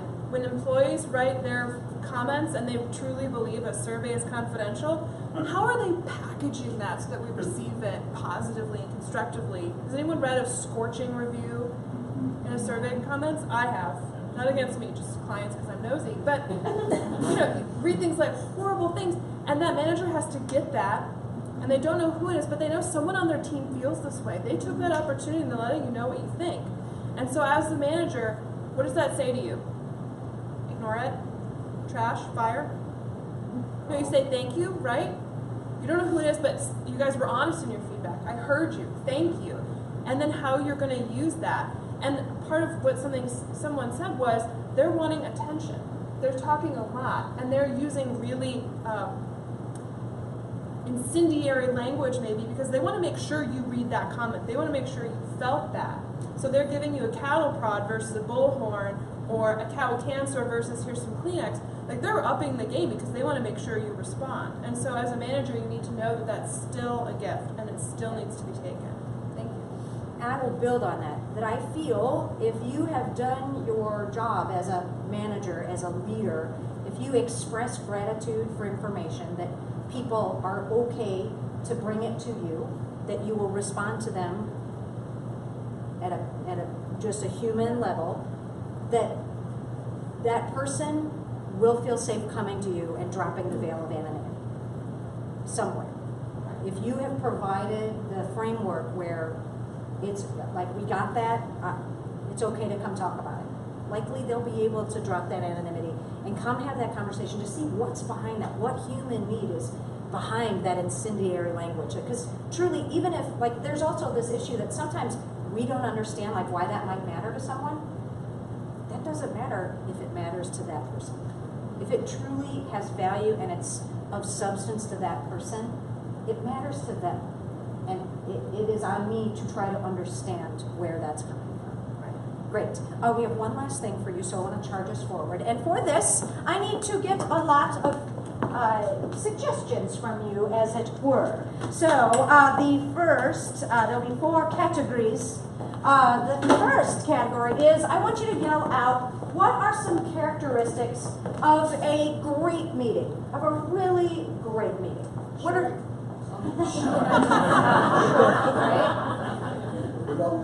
Productive. It's a productive meeting, great. Plan. Collaborative. I heard collaborative. I heard planned. Yes, and. Great. Starts and ends on time. Oh. Action outcomes. Outcomes. Great. Timing. Outcomes. What about some of the skills that we're talking about today? I heard yes and. Any other things that might be a part of that meeting? Inclusive. Listening. Inclusive. Inclusive. I'm writing small. Inclusive. There's listening. Use this one too. That. Oh, I'm putting it all on one. I'm putting it all on one. Thank you, though. Fantastic. So, with that in mind, what are some characteristics of a really great leader? Like, what do they individually? Humble. Humble. There's a humility to them. Great. What else? Empathetic. Great. Listen. Say it. Listen. They listen. Great. Motivate. Motivational. Approachable. I'm not writing complete words, so don't freak out. Don't freak out. I went to public school. It's cool. I was valedictorian. I made it. I've lived this long. Okay, what else? Lead by example. Lead by example. Great. Lead by example. And I heard honest. Great. Next category. What are characteristics? This should be fun. What are characteristics of a bad meeting? Like, oh, that did not go well. Monologue. Person just speaking in monologues. Unorganized. Disorganized. Great. What else? Unprepared. Unprepared. And then Heated discussion. Whoa. Heated discussions. Negative. Negative. Negative. People checking phones. Oh, phones. Phone checking. Phone check-ins. Irrelevant. Oh, irrelevant information. Relevant information that may or may not be spelled correctly. What's one more? They're too long. Could have been an email. Too long. Oh, that's such a good one. Okay, great. And last category. What? Think of the not your current boss. What are the characteristics of really bad leaders? Micromanagement. Oh, dictator. Dictator. Disrespect. Absolutely. She cannot write this fast. Yeah. I know you have a lot of opinions about bad leaders. Micromanager. Thank you. Lies. Lies. Conflict averse. Conflict averse. One-sided. One-sided. One more. Thin. Thin-skinned. Thin-skinned. Okay, fantastic. Thank you so much. Give yourselves a round of applause. All right. So, my 2 actors for now, Brittany and Wendy, they are going to I'm going to direct them through a series of things. You are all at a meeting. From time to time, that will be a great meeting. From time to time, it will be a terrible meeting. So I invite you here in a theater to respond however you think you would. Like in a heightened sense of theater, whatever energy is coming at you, I want you to see how you might physically respond to that in how you sit, in how you vocally respond to them, all these things. So from time to time, I'm going to give them some directions as to the type of leader or the type of meeting they are having. And then at the end, we will talk all about your hopes, dreams, and what you got out of it. So, for starters, Wendy, would you please be wonderfully motivational throughout this meeting? Great. I am so happy you folks are here today. We are taking the company in a new direction. We are winning this space, and you are helping me do it, and thank you for doing it. Thank you. Very motivational. Very motivational. My friend, would you just micromanage this? You're going to be able to ask them some questions to get information, but I want you to micromanage it. Oh, and even better, what is this meeting about? Give me a topic of conversation. Survey feedback. Holiday party. Holiday party. Great, holiday party. So this is the planning meeting for the holiday party. All right. So, Holly, I'm putting you in charge of drinks. What I want you to get is Sprite, Pepsi. I want 8 ounces of each. I want them in tiny cups. You have to order them by color. If they're not ordered by color, it's not worth doing. Do you understand your job? Do you feel empowered? I don't care. I feel good about it. Fantastic. You are going to be the great manager. You're going to show a lot of empathy in this highly collaborative holiday party planning meeting. Begin. Well, I want to thank you so much for creating the donation drive. This is wonderful. Children all over the city will be getting presents. Is there anything else that you would like to add to our holiday party? And that's a lot of empathy. That's a lot of empathy right there. A lot of empathy. I'm going to get you in on the fun. Things have gone amiss with the last few years of holiday parties. There's been one party planned, and then another party had. And you are really worked up about it. So this is about to be a very heated discussion with your very thin-skinned manager. So think of all your beefs with the parties from the past and start throwing them at her. All right. Go. So this party has to be better than the other ones. What's gone wrong with the other parties? I can take it. No, it's too long. And that's it. Very good. Great. Fantastic. Let's do one more round. You, my friend, if you're very quick and to the point in this meeting, this is a very short, efficient meeting, and you are just really, you're super honest with them. Okay. Okay. Okay, I want to hear your ideas for the holiday party. Take your hands off your hips. Take my hands off my hips for the holiday party? Great. That's no problem. Done and done. And that's the party, right there. And that's the party. Yeah, party. And our last one. Let's say that, I don't know why I wrote that, by the way. You are a dictator. So I'm going to allow you to turn around and just get into character. You are a dictator. And you guys this meeting that has been going on for a long time has in fact been going on for 5 hours already. It was supposed to be 10 minutes. It's 5 hours later. So feel it. Feel that. And here's your dictator. Go. I know they turned the lights off. I want everyone's phones on. We're not leaving till this is done. I don't think you're hearing me. You're not hearing me. This is going to be a fun party. Smiles all over. All over. And we're going to ride this wave of joy to next Christmas. And that is I don't think it's a natural fit, but I think when called upon in the moment, you really do. My husband knows. Okay, so let's have a conversation about that. What types of things did you notice? What changed about your body language throughout those moments? Anything? I'm just going to differently leaning forward versus leaning back, depending on the vibe. Great. So leaning forward versus leaning back. What type of things drew you in to lean forward? Definitely the empathetic manager. Great. And the motivational. Great, the motivational. And then the push back, where you're physically away from it. Micromanager, dictator. Great. Does that resonate with other people? Yeah. Yes, lots of nods, lots of nods. What other things did you notice throughout that?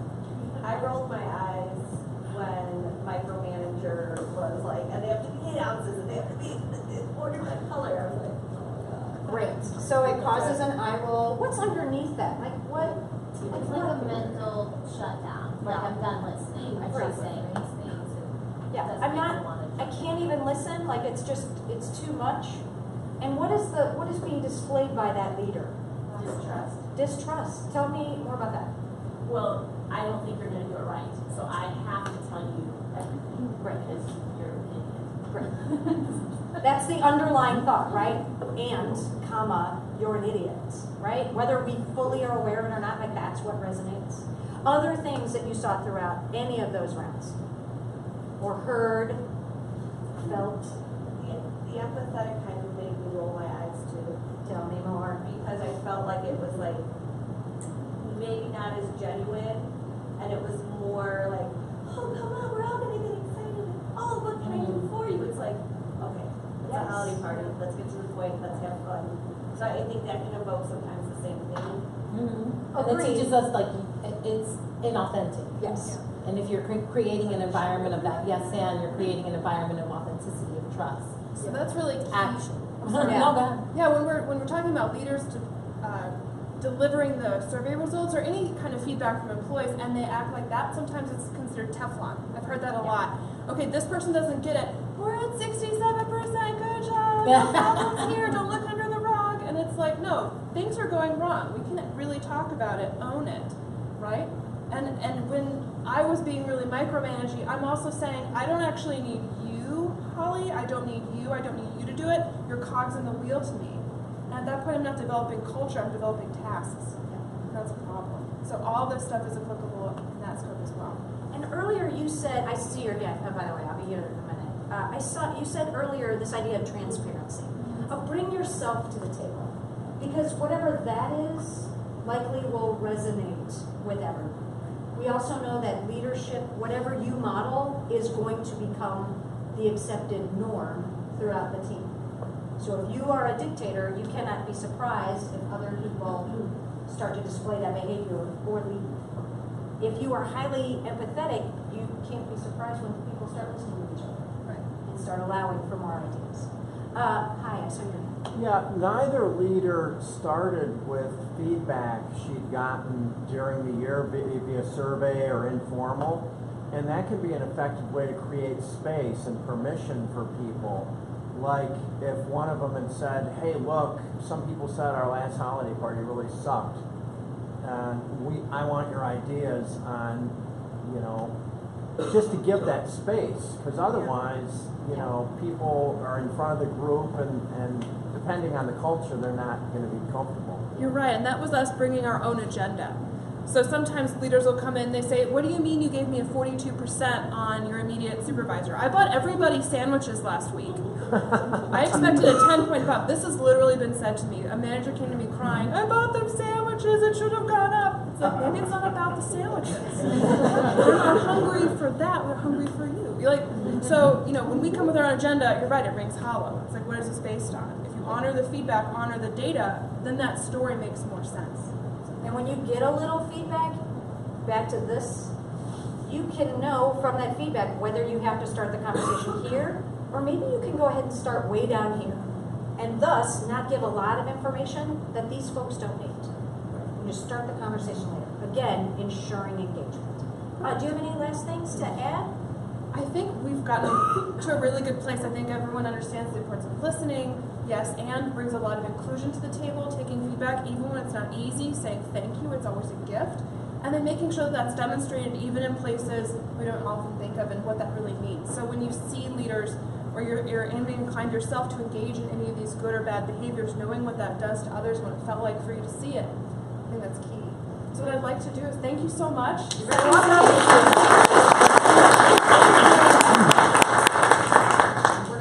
We're gonna leave your notes here. I need them forever. Thanks everyone. Nice meeting you. And Dave's gonna close us out, let you know where you can find us, and say thank you, and a few offers, I think. Thanks everyone. All right. Well, what a great event. As I promised from the initial 3 points, starting off with the event to network, meet new people.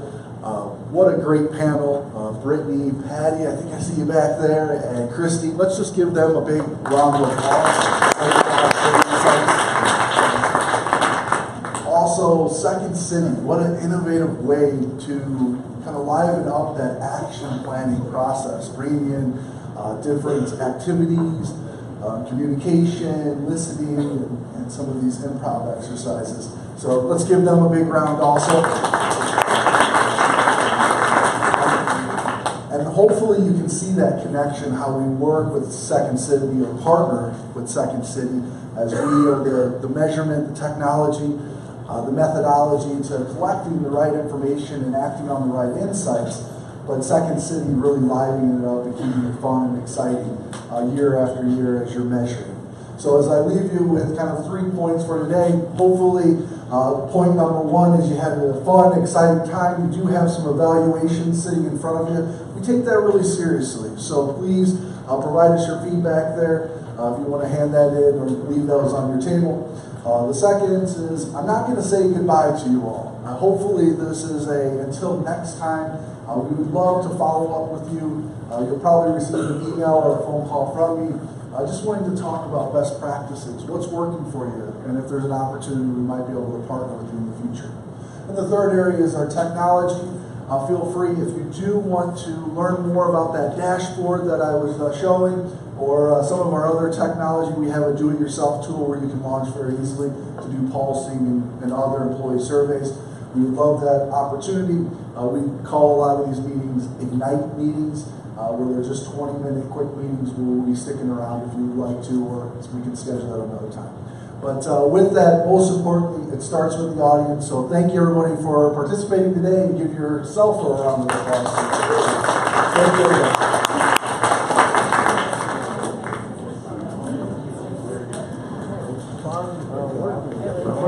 Oh, thank you. Okay, great, thank you.